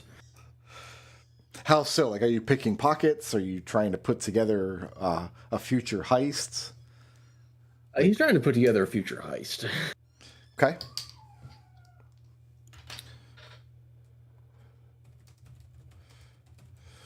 And what about Boswick? So Boswick, you've just tied up the purveyor in the closet along with her 2 hooligans. Boswick's gonna make the rounds first to the head of the kitchen. Do not open this closet. Do not let. Don't open dead inside, basically. Right? Or don't dead open. Oh man, I did it the correct way. Damn it. Oh, Don't you got dead it open right. inside. I got it right. I was trying to do it wrong. And then he's gonna report to. I cannot names today. Bellsworth. He's gonna report to Bellsworth and just keep him updated. Okay. Like, Boswick doesn't allow himself to enjoy the gala. This is a job. I'm going to start with Dugnut. I need you to do... We're going to call this Society Grace.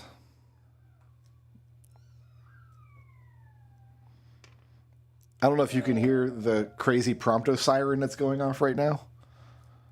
Nope. He's I heard it making when you were I talking. heard it for a sec, while you were Yeah. talking. he's making insane siren noises. Woo.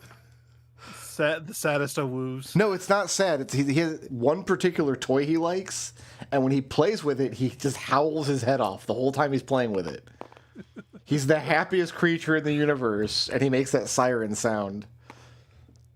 And if he drops the toy for any reason, Lulu will snatch it and run off with it. Big sister behavior. Yes. Yeah, there's doggy drama up in the house here. How'd that roll go for you? I didn't. This is what I rolled. That's nothing. But- That's But I would like to use my other ace okay. to. So- It's a heart, and I would like to basically. What was I rolling before? You were rolling to ensure you didn't let slip any more sensitive information to the Tsarina, because she is able to talk circles around you and get all kinds of information out of you that maybe you shouldn't give up. That was your role to see if you could keep enough of a handle on the situation that you would at least be aware of what you've told her. Okay. I would like to basically. All right. If you can't charm them with your wit, Right. baffle them with your bullshit. Sure. So I would like to roll Society Eloquence to just make the conversation as confusing as possible. Okay. So any information she does get will be muddled. Right. Miriam would hate this bitch. It is Nerium. Yeah. All right, that is one basic success. Okay. Hmm. Not bad. You're not sure whether or not you've been able to muddle her enough. More likely, you've convinced her that you're not as knowledgeable about the exhibits as she thought you were a moment ago. That's fine. Okay. I don't want to be around her anyway. She makes me nervous. She's a very gracious person. She's not mean. She's not impolite. She doesn't go full Karen on you. She's a fairy, She is a fairy. I mean, which is basically an elf. they are the elves of household. Yeah. We know how you feel about elves. The way I feel about elves is how everyone should feel about elves. What about Legolas? Nazir would have objections to that. Nazir died in the dumbest way imaginable, so I'm not worried about what he thinks. Also, Nazir was. He's back now. It's fine. Raz keeps saying got that, but better. if you watch the video, I never confirmed that on stream. I never made that canon. It doesn't matter. That's not your world anymore. Daryl. So you've decided. So Daryl, at this point, my read on it is he's decided that this menagerie thing has run its course. Whatever's happened here has already happened, and I'm in the whole 6 coins. It's time to start planning the next job. Yeah, basically. Okay. Give me. I'm gonna have you make a check, and then I'm gonna have you sit on it for a minute while I Okay. mop everybody else up here. let's do. Well, you tell me your approach. I think something like society culture would be really good here, but you tell me if you've got something better. As I far need as something with like, I need something with like street in it, because he's trying to plan. He's trying to plan a heist. He's trying to find out where decent valuables would be stored, who might have them, especially people that have them that are going on vacation soon. Some people that are here, where they live. Rich fancy people and all that. He's trying to Joe Pesci in Home Alone. let's talk about street Yeah, charm then. Let's see some street charm. So make that roll and then sit on it for now, because I'm going to come back to you in a minute here. Striker. Sir. How are you playing into this fan club thing? Is this a good development for you? It's not the best development for him because he's just kind of the keep my head down kind of a guy, and he's not gonna. And him being the center of attention kind of makes him extremely nervous. Okay. But like nervous in a you're gonna ruin the whole night way, or nervous in a, like an endearing dork, now everybody just loves you even more kind of way? Nervous in a you're gonna ruin the rest of the night kind of way. Do you do anything to prevent that from happening? Like, are you gonna slip away from the fan club?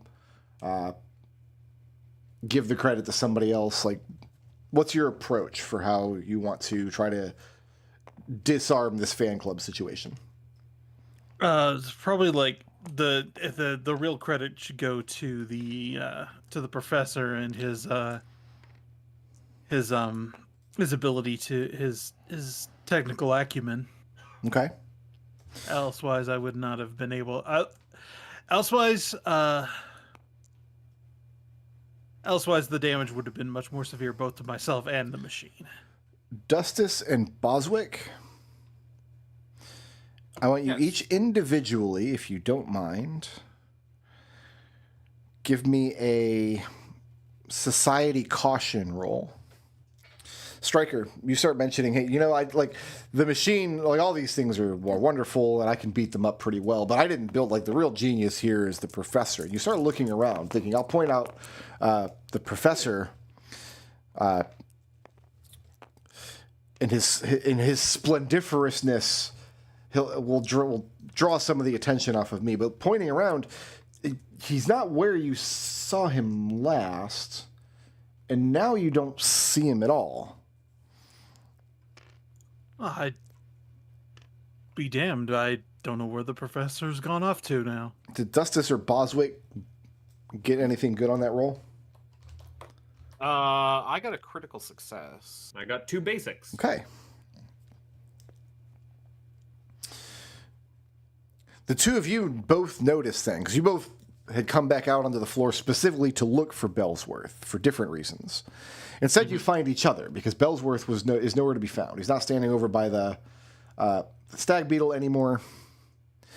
And furthermore, when you notice that Bellsworth is missing, so are 2 of the gecko mechanoids. If you recall, he originally sent a letter to you at the pub with a mechanical lizard that had his, I think the first of his 3 riddles to deliver to you. 2 of those creatures were on display tonight and were interacting with guests earlier in the night, but they are also gone. That's strange. And then Daryl, I had you sit on a roll. How'd you do? 1 basic success. 1 basic success.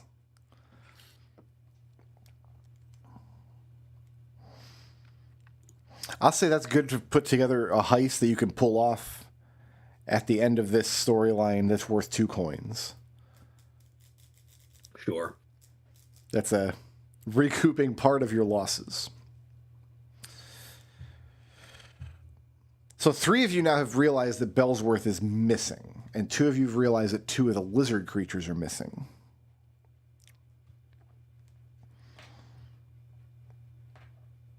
What's next?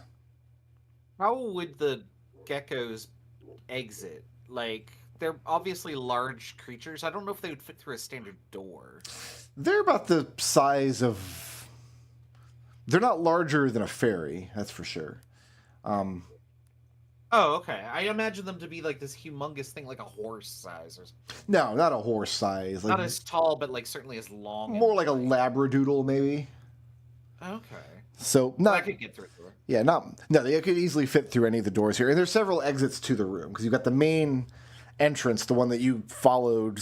I gotta look at her name, otherwise I won't say it correctly. Stanislavovich out of. But then there's also various servants' entrances that go to the back halls, leading this way and that. There's a mezzanine level where some of the guests are congregating that go up to higher floors. Like there's any number of places they could slip off to. I don't expect to get much out of this, but Boswick's going to start asking a few guests around the area and then the serving staff if they have seen where these geckos went off to. Okay. They're probably more conspicuous than the professor. Dustus and Stryker, are either you making any efforts to find the professor? Yeah. Just yeah. my simple bumbling that I have been doing looking for him. Just in and around the party. Stryker will excuse himself from the party and try to. I'll probably be asking about seeing if anyone saw his whereabouts. Okay. Nobody Yeah, seems to or have seen pick- him slip away. There was so much going on so quickly, and the Zarina herself is commanding so much of the room's attention. There are some murmurings that apparently the professor has been outed as creating a creature so monstrous and dangerous that the wise Paracelsus himself had to come and sabotage it to save everyone. So maybe he slinked away in shame or in fear of being apprehended by Gendarmes, perhaps. There are theories. And then I need Dugnut to make a war strength check.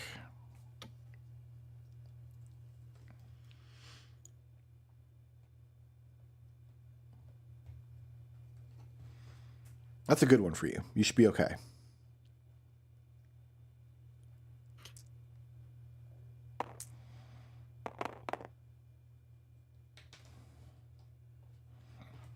Is that 2 basics?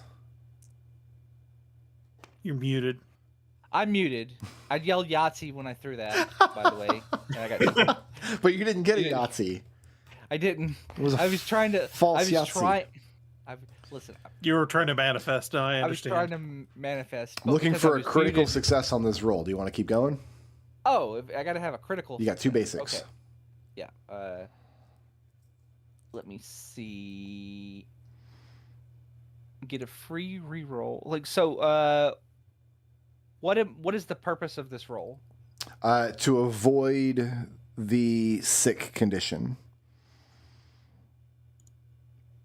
I mean, like, what is happening to give me the sick condition? Sorry.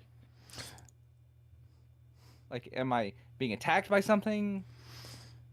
You are about to be doused with functionally poison gas. And this Oh. roll determines how well your constitution can. It's basically a constitution saving throw. Okay. Yeah. You know what? YOLO. Oh wait, no. You got to keep That that was one. already You got to roll the other two. Yeah. Sorry, I'll just put this back on hearts. I mean, the dice do look cool. They do. Dugnut, 1 basic success. you have the sick condition. The room is Alright. lit up by a massive crystal chandelier in the center, but throughout the rest of the room,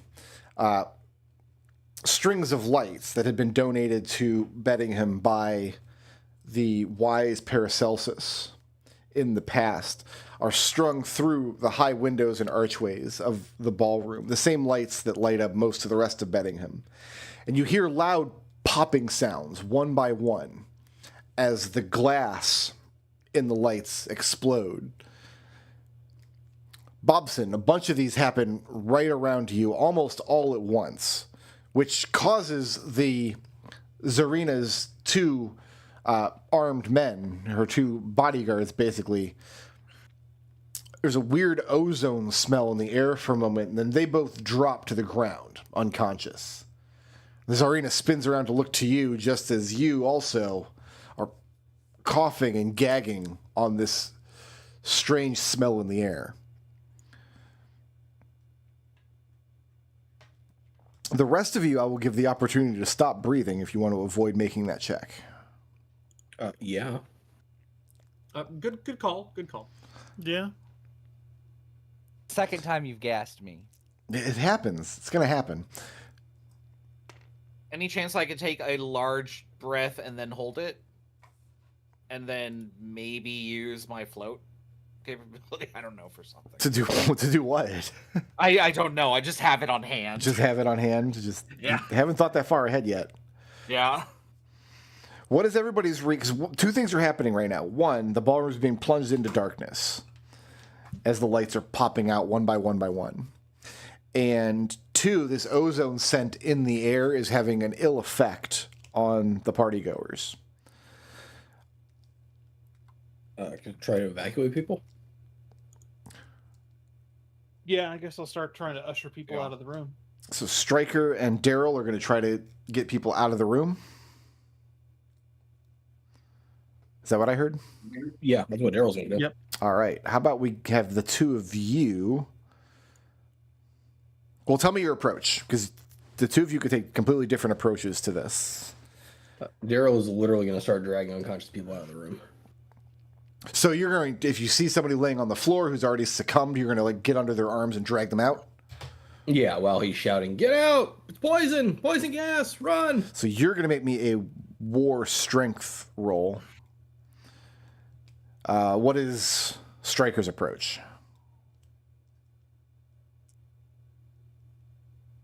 He is going to call on his old get arm bearing and call for everybody to make for the exits. So you're going to try to get people organized and kind of take charge of the situation? Yeah. Let's go with war authority for that. That's a big nothing for Daryl. A big nothing. So you're just having difficulty just dragging people out. What's He's a lovely Boswick's man. response to the darkness and the ozone scent? I don't know what his response would be. You thought you had this all sewn up. You thought you had people in the closet taken care of. I have one success. Well, You have I one mean, success, okay? he suspected that there could be multiple ongoing plots here. Mm-hmm. But he really only had a handle on one of them. Where's the Serena in all this? She's standing by one of the exhibits on the opposite side of the room from the dismantled stag beetle. Dugnut is standing next to her, but he's like doubled over, coughing into his hands very badly. Boswick will go to attend Dugnut, and he will do something he never does, which is take off his hat so that it's something that Dugnut can breathe into. Okay. It smells like fairies and lavender in there. Don't worry. And then he will gesture. He'll try and escort him to like the back kitchens area, and he'll say to because he's holding his breath, so he's got a lot of air. He'll say to the Serena, quickly to the back rooms. So you're going to try to usher Dugnut and the Serena. Yeah. And if out she of doesn't follow along, then shrug. But like, So he needs to tend to Dugnut. You get up to her. You get up to Dugnut. And you're kind of giving him a slap on the back to kind of get him to rally. He needs a moment to collect himself. That's as far as you get there. Yeah. Mr. Dustus. I've seen the pop. I've seen that there's weird smoke going on. Yeah, you don't see any smoke or gas, but you can smell the ozone scent in the air, and you see guests around you are panicking, several of whom have failed this check and dropped to the floor. I would just announce, And that's the show. Outside, everyone, quickly. Okay, so you're also trying to usher people outside. Stryker's doing this with military precision. He's getting people to move in an orderly fashion to the door. What's your I'm just trying to approach? be as boisterous as possible. Play to my strengths. Just be as loud as you can possibly be? Yep. All right. Show's over. Let's do... Let's do Society Authority. Society authority. For myself? Yeah. Okay. Let's see. We have one basic success to usher people out of the room so far. Let's see if you can do better than that.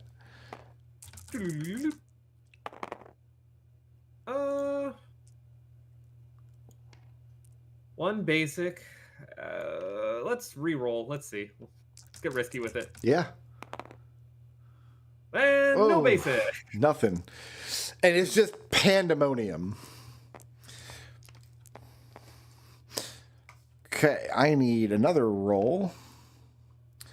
So Dugnut is sick. That means something. Yeah. What does it mean? I think I made a cheat sheet and I'm not using it. I'm still You just... mentioned the cheat sheet earlier. Yeah. So you're sick. And that means you always have at least 3 stress. So just go ahead and give yourself 3. I think you were sick last session too at one point. Oh, you're right. Yeah, yeah. Give yourself When you 3 gassed stress him. and you can't go below that. Okay. Otherwise, you don't Right, take you any get- 'cause penalties you- on your rolls or anything. You gassed me last time. That's right. I'm gonna gas. Maybe I'll gas you next time too. As you're trying to usher the Zarina out one of the side doors, I mean, as you I'm just do, gonna- you hear clacking and clattering, and everywhere you look around you, the exhibits, unaffected by the darkness and the gas that's filling the room, moving in on your position. Well, what I do is I just pick the Zarina up and just. Can I pick both Boswick and the Zarina up under one each arm and just fucking book it? That'll be pitting all your eggs into one basket. But yeah, I'll let you make that attempt. What are You- my eggs? You need to break through the line of mechanized creatures and outrun them. Those are the eggs. Okay. Well, no, the eggs is the Zarina and Boswick. I'm the basket. hmm We'll call that war plus fight. I'm going to give you -1 because you're trying to carry 2 people. Boswick's really light, and the other's a fairy. He also Boswick is currently inflated. He said he inflated himself, didn't he? I don't know if that makes them easier or That- harder to grab because now its volume is changed. But you float off the ground when you do that. You're not you like. I weigh almost nothing. It Yeah. doesn't matter here. I'm imposing a -1 to the check because you're trying to Alright. carry 2 people, drag them away. Okay. So that's 5 die. hmm Yahtzee. You've been saying that every Uh-huh. time. That's I want to. why- I want to see it critical here. You're almost Okay. there. all right. I'm going to use. Trying to look at what it's called. Mhm.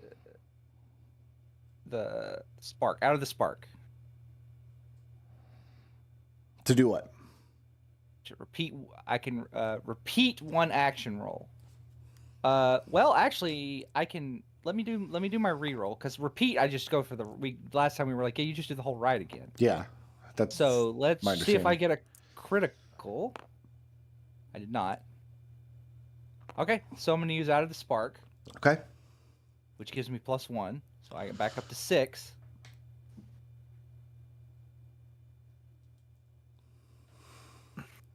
Yahtzee. Wow. Oh, 3 3 basics. basics. That's A critical counts as 3 successes, though, You right? can't. So You, 3 you can't. basics count it as 1 doesn't- critical. You can only You trade down, trade not down. up. You That makes no can't sense. trade up. A critical Yeah. is 3 basics, but 3 basics not a critical. And you See, can't that- even re-roll that. This is why this does not work as a system, because like I have failed. Yeah. You needed a Right. critical. You got I 3 needed a basics. And there's no recourse for me to do anything. You can't re-roll because there's nothing to re-roll. Yep. So Feels bad, man. it feels really bad, and I don't like this game system.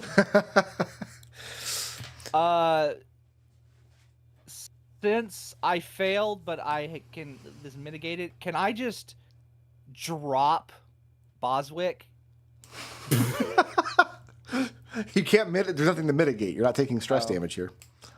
All right. Here's what happens. I was like we talk about degrees of failure. You're trying to get these people to safety. Right. One on each arm. But I mean, you are yourself, you are sick.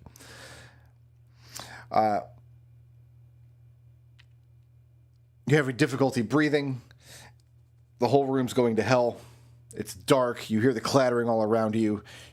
And after a few steps, you're confronted by some of the mechanized creatures. And you realize there's no way through them. And in the scuffle that ensues, you manage to keep your hand on Boswick and make your way to the door. But you realize you've lost track of the Tsarina.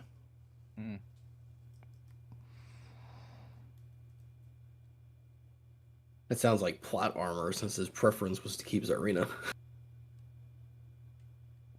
That sounds like that's going to be the setup for the next session. Mm-hmm. Over the course of the next few minutes, well, let me ask this: does anybody have the mechanized creatures one by one leave the ballroom through various exits? Some of the partygoers have sustained injuries at their hands. They were trying to defend themselves, but there are no serious casualties. The people that have fallen unconscious from the gas from inside of the little light bulbs start to come to, feeling very ill, but otherwise no harm done after a few moments. Does anybody have a plan to get the room lit up again? I turned my nose on. Okay, Rudolph turns on his nose. Boswick wants to tail after any of these creatures that might be just like going out into the city. Any number of them might have. Oh, he'll just follow one of them, see where it goes. So, like, out the main exit of the ballroom? Yeah. Well, Okay. I mean, yeah. Somehow we'll get back to that. You pick one of the wasps and follow it out into the city. Ooh, wouldn't be my choice, but yeah, go ahead. As for the rest of you, there's the guest standing there that was not there a moment ago before the lights went off. I guess several other sprites in the room might have had the same. Several other salamanders might have had the same idea to turn their noses on and illuminate the room. And when you do, standing amidst the center of the room, close to the stag beetle that's been dismantled, is wise Paracelsus himself, looking around with a bemused expression. You. What did I miss?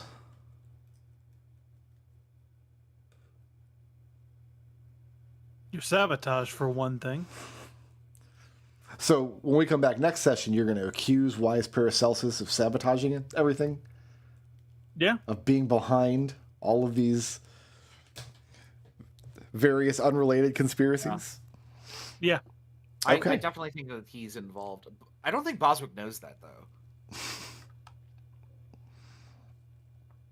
Our hero, Paracelsus, has come to save the Tsarina.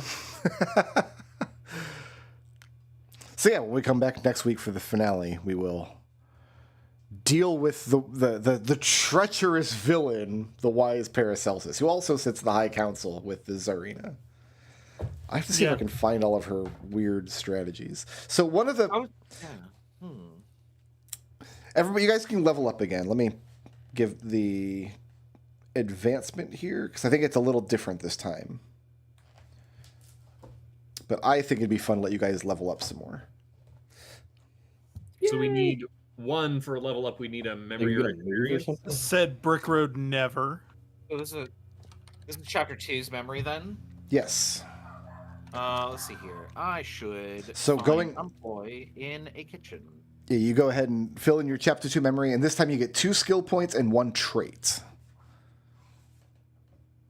Okay. Oh, not a move, but a trait. Not a move, but a trait. We cannot pump skill points above 4. Correct. 4 is the max. 2 skill points? 2 skill points and 1 trait. So Household doesn't do this, but a lot of... It's very, very common for indie RPGs especially to market themselves as storytelling games rather than role-playing games.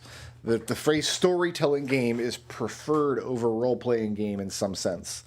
I think as a way to differentiate like a very gamey system like D&D from a very narrative system, like 7th Sea is a good example of a very narrative system, and I think Household is as well. So one of the things when people will criticize these games is like our criticism of Household, right, is that the dice system is not particularly great.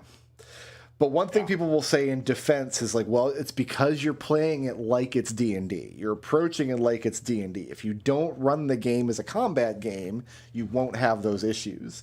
So I deliberately designed a session with no combat to see if... Feels bad, man. So, but the problem with that is then you're just left with just skill checks, right? the issue with the dice system here is really easy to fix, because like with the way they describe it in there, in this situation right here, you have, okay, this isn't enough, but you have no recourse. Mm-hmm. You've still failed, but there's a mechanic built in the game to help to mitigate failure. Mm-hmm.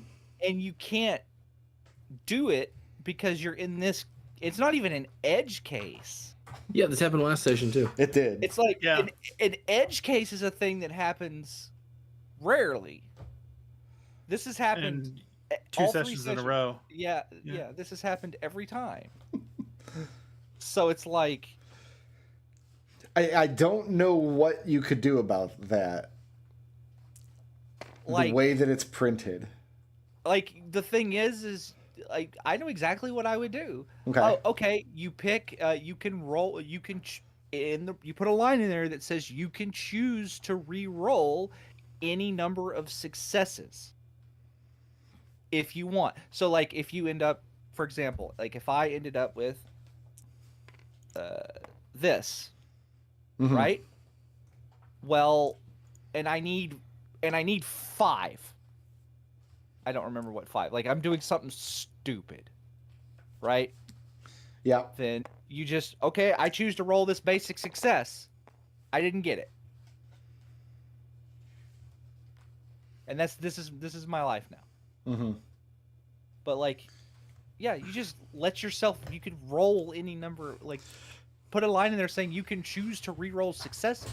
Yeah, the reroll mechanic does not account for getting the wrong kind of success.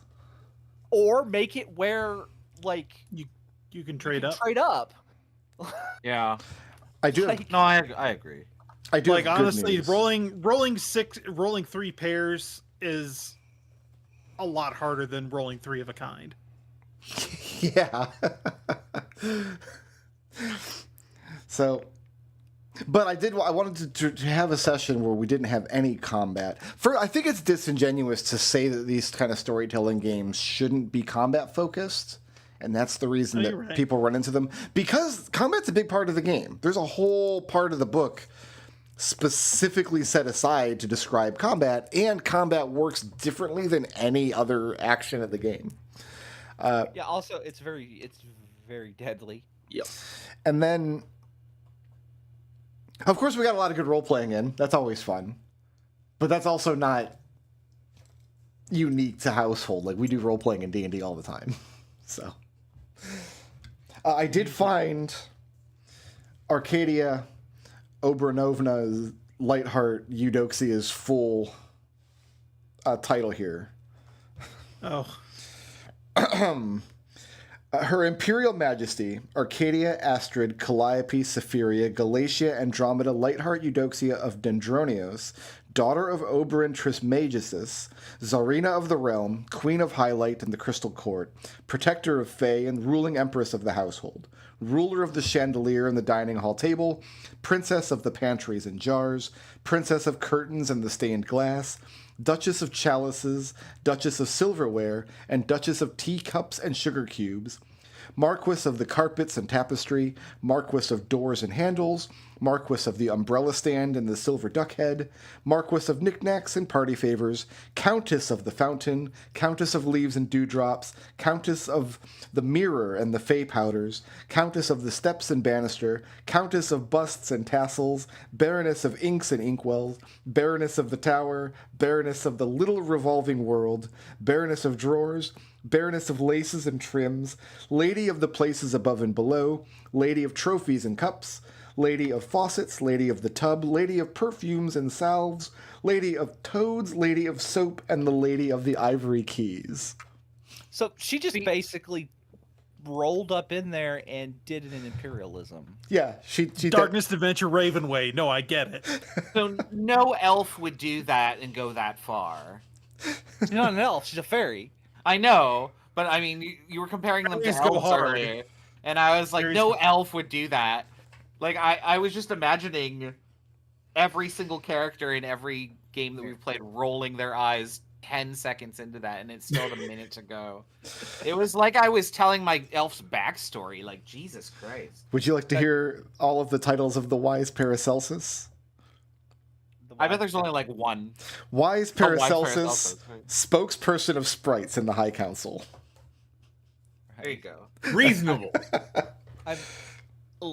There's a non-zero chance that Nerium introduced herself at some point that way. Yeah. Like, because Nerium was essentially a fairy. She wasn't really an elf.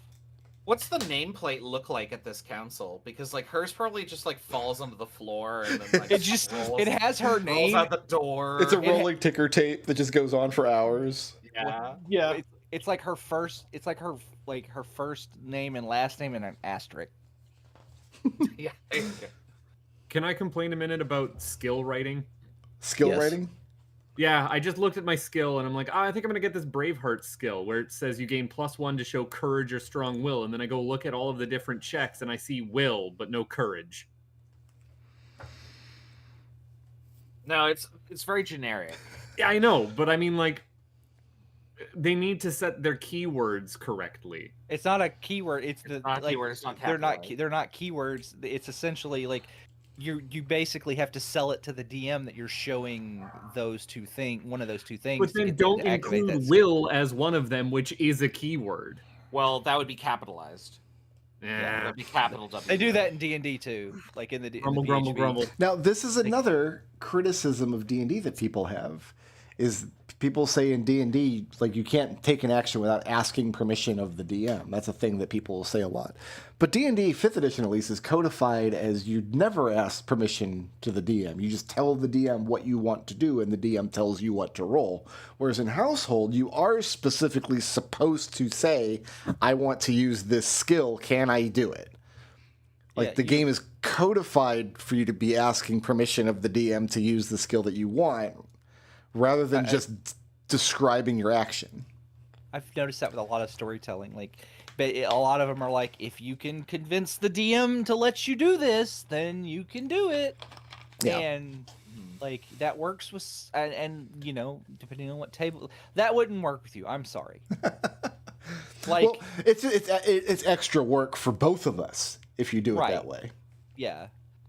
But like, So- because we do that sometimes, but like a whole game of that, where like, because that right there just screams of like I've got this thing on my sheet that gives me a benefit. How can I squeezle that in? Right. And To that's always have that benefit. that's difficult to do in 5th edition D&D because you're not supposed to declare your skill, you're just supposed to describe your action.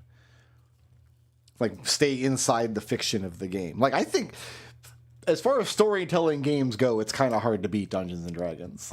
It really is, even if you play it as written. But I mean, it's based on the game. It's like it's based on your table. yeah, that's a big part of it too. It's all based on the table, and I think people that make these arguments, the number one thing is they want table A and they're playing at table B. There is a lot of bad wrong fun going around. Like, anybody who's playing the game this way is doing it wrong, and here's why. When in reality, however you're playing, as long as your table's not disintegrating and like hemorrhaging players, you're doing all right. You're doing fine. However you want to play it. But I would love actually to watch somebody running Household, like running a campaign with all the players having good buy-in and all the players like who enjoy the dice system. I'd like to see what the machine looks like when it's running well. Like, There's got to be something on YouTube, right? I've Like, looked. There's really not, as far as I've seen. legitimate. Pioneering new ground. I guess. Yeah. I would legitimately add that line in the if I did anything with this system. You can re-roll any number of successes. You can choose to re-roll successes too, but then they, if you have any extra successes, you can choose. Put that in there. That would fix, because it feels bad, like awful. I think Terrible. I think what it comes from is trying to be too clever with the mechanics while keeping the mechanics quote unquote simple. Because rolling 2 basic successes, I haven't crunched the math. I'm not a Destal, but rolling 2 basic successes out of a dice pool of say 4 or 5 dice numerically doesn't strike me as being worse than rolling 3 of a kind. And yet, the way the rules are printed, the 3 of a kind is not only better, but so much better that you can't trade up to it from 2 pairs. I would also let trading up be a thing, right? Well, you have to contrast this with D&D, which is just roll the D20 and look at the number. And the mechanics never get more complicated than that in D&D. On like a skill check or it's a hit roll or something like that. Obviously, if you're there are some certain spells where you're rolling giant piles of dice, but usually only to count up damage, right? But systems sometimes will try to get clever with mechanics to try to make the mechanics fun to interact with.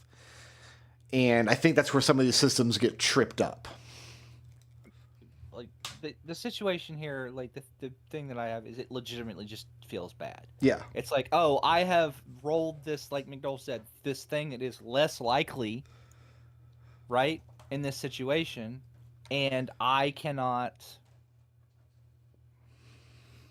There's no recourse. I have no more dice to re-roll, so I'm just stuck. I can't use any of my skills. I can't do any So like you can't in that situation. You can't do any of your re-roll skills. You can't do your normal re-roll. You can't go all in. You can't do nothing. So, like I said, it's not even an edge case. It's happened. It's happened every session now. So it's what we need to do is we actually need to like poke Destal and get him to do the math. What's the math? I'm trying to do the math right now. I mean, it's probability, so it's 1/6 of each dice. Well, Oh, no, no. I'm trying to calculate the odds of you getting 1122XX. Well, like if you're rolling 6 dice, right? It's 1 out of 6 times the 1 out of 6 times 1 out of 6 times 1 out of 6, isn't it? That would get you. That's if you roll a Yahtzee. I want specifically like you can roll anything on the first dice. The second dice has to match the first dice, so that's a 1 out of 6. Yeah, you got to do The like third dice combination can't of match the dice. first 2, so that's a 5 out of 6, and Well, then so on and so forth. You're, But you're, what I like, mean- you're picking 2 out of 6, then you're picking Yeah. 2 out of 4, then you're picking 2 out of 2. So it's Yeah. a combination of two choose you- 6 times do 2 you want choose the They odds lost of me what an you- hour ago. I don't know where we are Yeah. now. I can't. Numbers one aren't real, and math is a liberal conspiracy. So, well, we spoke a little bit about terrible things, and this is a system I see in storytelling games a lot. There's a system like this in 7th Sea. There's a system like this in Mouse Guard, which is an old game that I played many years ago, but sold itself as a storytelling game first and foremost.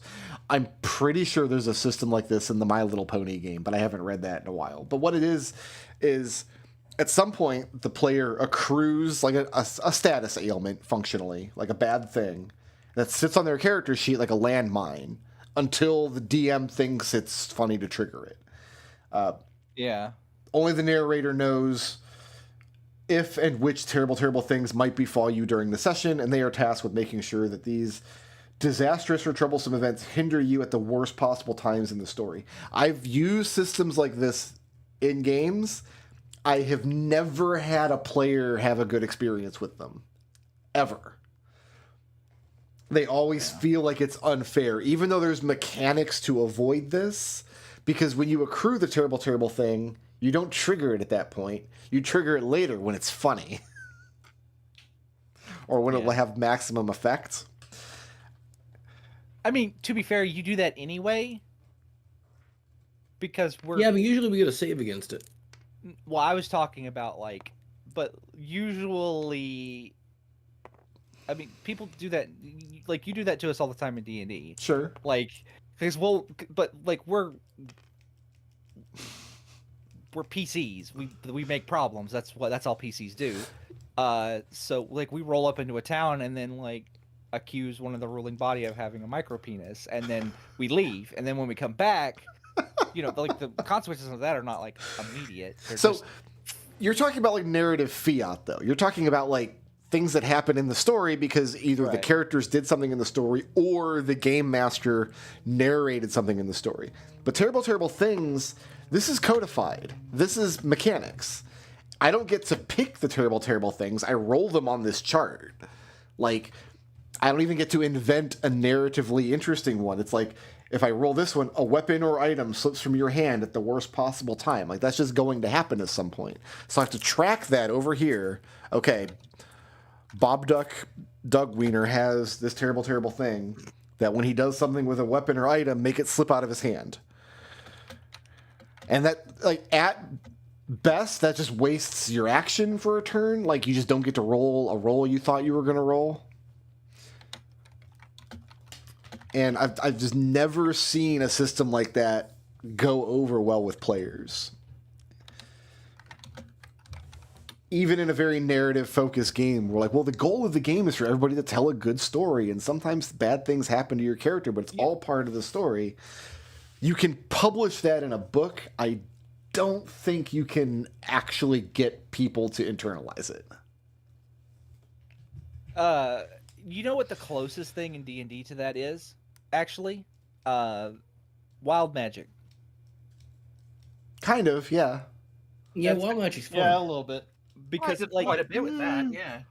Well, they don't really ever say what triggers wild magic. A lot of people, like, if you read like there's nothing raw that like what triggers wild magic except for like using like a couple of class features. Like you could trigger like this recharges if you trigger a wild magic search. It's entirely up to DM, like the DM's choice. But but like I know most people kind of do it where, you know, like every time you cast a spell, you roll, and then like, you know, like if you roll a 20, then you trigger it. Or and I know people that do it like where, okay, you cast a spell, you roll a 20, you do it, and then okay, next time you have to roll a 19 or 20, and the next time 18 to 20, you know.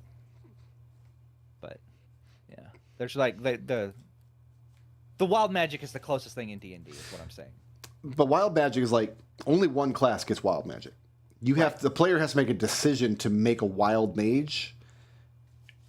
It's sorcerer, isn't it? It's a sorcerer subclass. Yeah, sorcerer. Like the player has to make that decision to play that kind of sorcerer, and so that's a mechanic that they're choosing to interface with on their character. And most of the wild magic stuff that can happen isn't even bad for you. Like a lot of it's good for you. You guys got like a dumb unicorn a few times, didn't you? That was Yeah, once. Once Yeah. Benedict's height changed by 9 inches, and like I had a -2 AC for like an entire adventure. That was fun. That was actually Real really bad. But like, I don't think there was anything on that chart. Like I poured through that chart because I was trying to use those stupid boots, and like I would say that 40 to 50% of the things on there were just like, you turn blue. I'm like, I'm already blue. What do I care? Like just you things turn like that. bluer. Yeah, well, I assumed that I would start glowing. Or You're not like a something, I don't know. midnight blue. Yeah. Like Like, your wild age magic- increases or decreases by 5. I'm like, what do I give a shit? Like, Yeah, most of the wild magic effects aren't like malicious or anything in nature. They're just stupid things that don't really have an effect. there were Then things like occasionally fireball centered on Drop you. a that I was fireball like- on yourself. Yeah, that It's- I was it's- like, I really don't want that one. It's actually pretty even. It's like there's like 3, like it's pretty split evenly between beneficial things, neutral but maybe like storytelling relevant Innocuous, things, yeah. like your height changes, or you turn blue, or the feather thing where you get beard feathers, and then actively like this sucks. Yeah. Like can there were take a you out of few the What fight. really- situation would you really want a fireball to drop on your head? Not many. Well, if it's just you surrounded by a bunch of creatures, I would take the hit there. What's but- that Critical Role game? Are they still making that? What was that? Daggerheart? It's Daggerheart. They're in like close QA. testing right now. Yeah. Okay. Like Oh, they're okay. They're accepting pre-orders. I wonder if they have a storytelling system like that. I wonder what their I- rules are like. I'm still Well- curious about it. well, I mean, we read the playtest rules. I didn't like them. I'm assuming Yeah. that a lot of that's going to change. My understanding was a lot of people didn't like them. Oh, they're still Like, leaning into using cards Yeah. and D12s. Well, okay. Is that just to be contrarian? Like the D12 market isn't enough. Let's corner that one. I like I think it. the I like a cards- D12. I like the D12, but I mean, the D10 is right there. I think the cards thing is just because is more like that's just because they like a lot of players like the spell cards and stuff like that. For Yeah, no, I get that too. I don't think you like they're used in like you don't like draw cards as part of the gameplay. I think it's just they're there to like you have these ability they're reference cards is what they are. okay. I'm pretty sure that's what they are. But even if this game is good, I think it has the same problem as D&D. It's trying to be as Pathfinder. It's trying to be a fantasy role-playing game in a world where I already have D&D. So even if they fix the rules to the point where I like them, I'm not sure.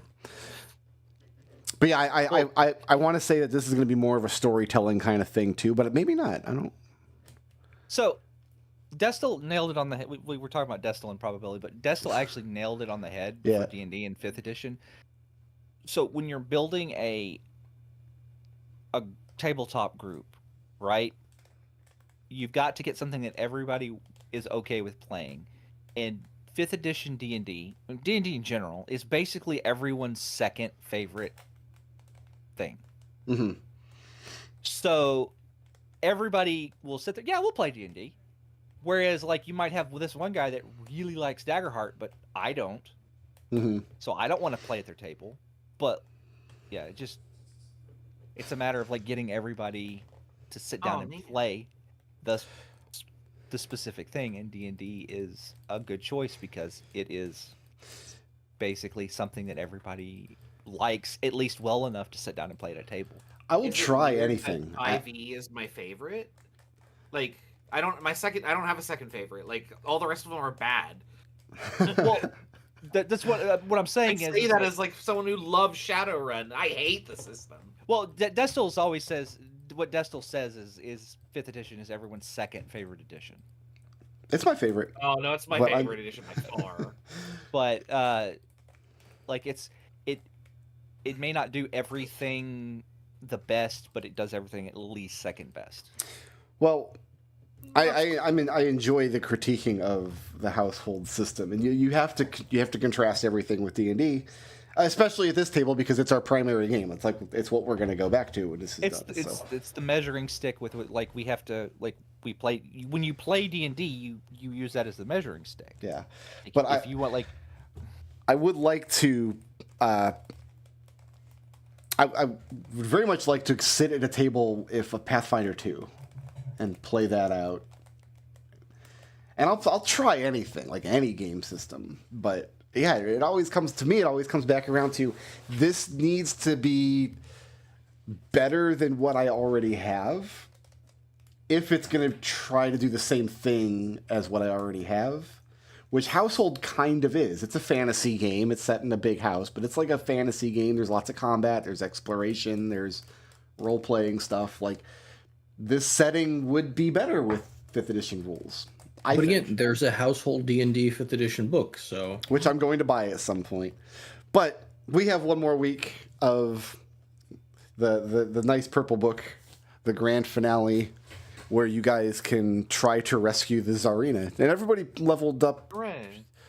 your... I have a note to do that later. I don't have the stuff in front of me. Okay. Oh, we gotta hand out aces before we go. Well, you recharge whatever aces you get. Oh no, just like And we sorry, hand is it a out Joker? we'll hand out a Joker. Who That's wants what who thinks they deserve a Joker? Own Joker. Everybody wants one. The question is who deserves one. I wrote down 2 things that people did. I really liked I'm the Basket. Even if it didn't work, being able to say you picked up and stole the Tsarina away from mechanized monstrosities, it's kind of badass. And then Critical Hog Tie was also... we got them all! So yeah, I have to- there I were have to 2 different decline this plots. There was one plot which is like the main story, and it was a completely unrelated plot, which was just the professor never played those gangsters. All right. Oh, that's why I that see. went in there. Okay. That's why he vanished. Yeah. Okay. So, He didn't actually owe the money. so I can't claim Critical Hog Tie because I don't want to get a Joker for spending a Joker. I want to give you the Joker for that table flip at the start. Oh God, no, I can't take it for that either. I'd I'll rather do take Joker it for for. the table flip. I'd rather take it for hammering the crate shut, but Well, the Critical Hog Tie, you got one person, but you'd already spent the entire session making sure that we got everyone in this room all nice and tied up. You I mean Yeah. that was sort of You did that in- Boswick's job. Was like, okay, I am in charge of this. He's married to his work. I'll take the Joker again. If Yeah. sure. Okay. No, I'm cool with that. You can take the Hey, Joker Raz. again. You flip the table again. Yeah. Oh, I can't flip the table now. I'm gonna push the button. Can I do it? No. See, there you go. Stop it. Stop flipping my table. All right. I'll see everybody next week for the fantastic conclusion of Household, which will have combat again. We're going to go back to combat Hooray. because combat makes tabletop RPGs more fun. It definitely helps, but I'm looking Yeah. forward to it. This is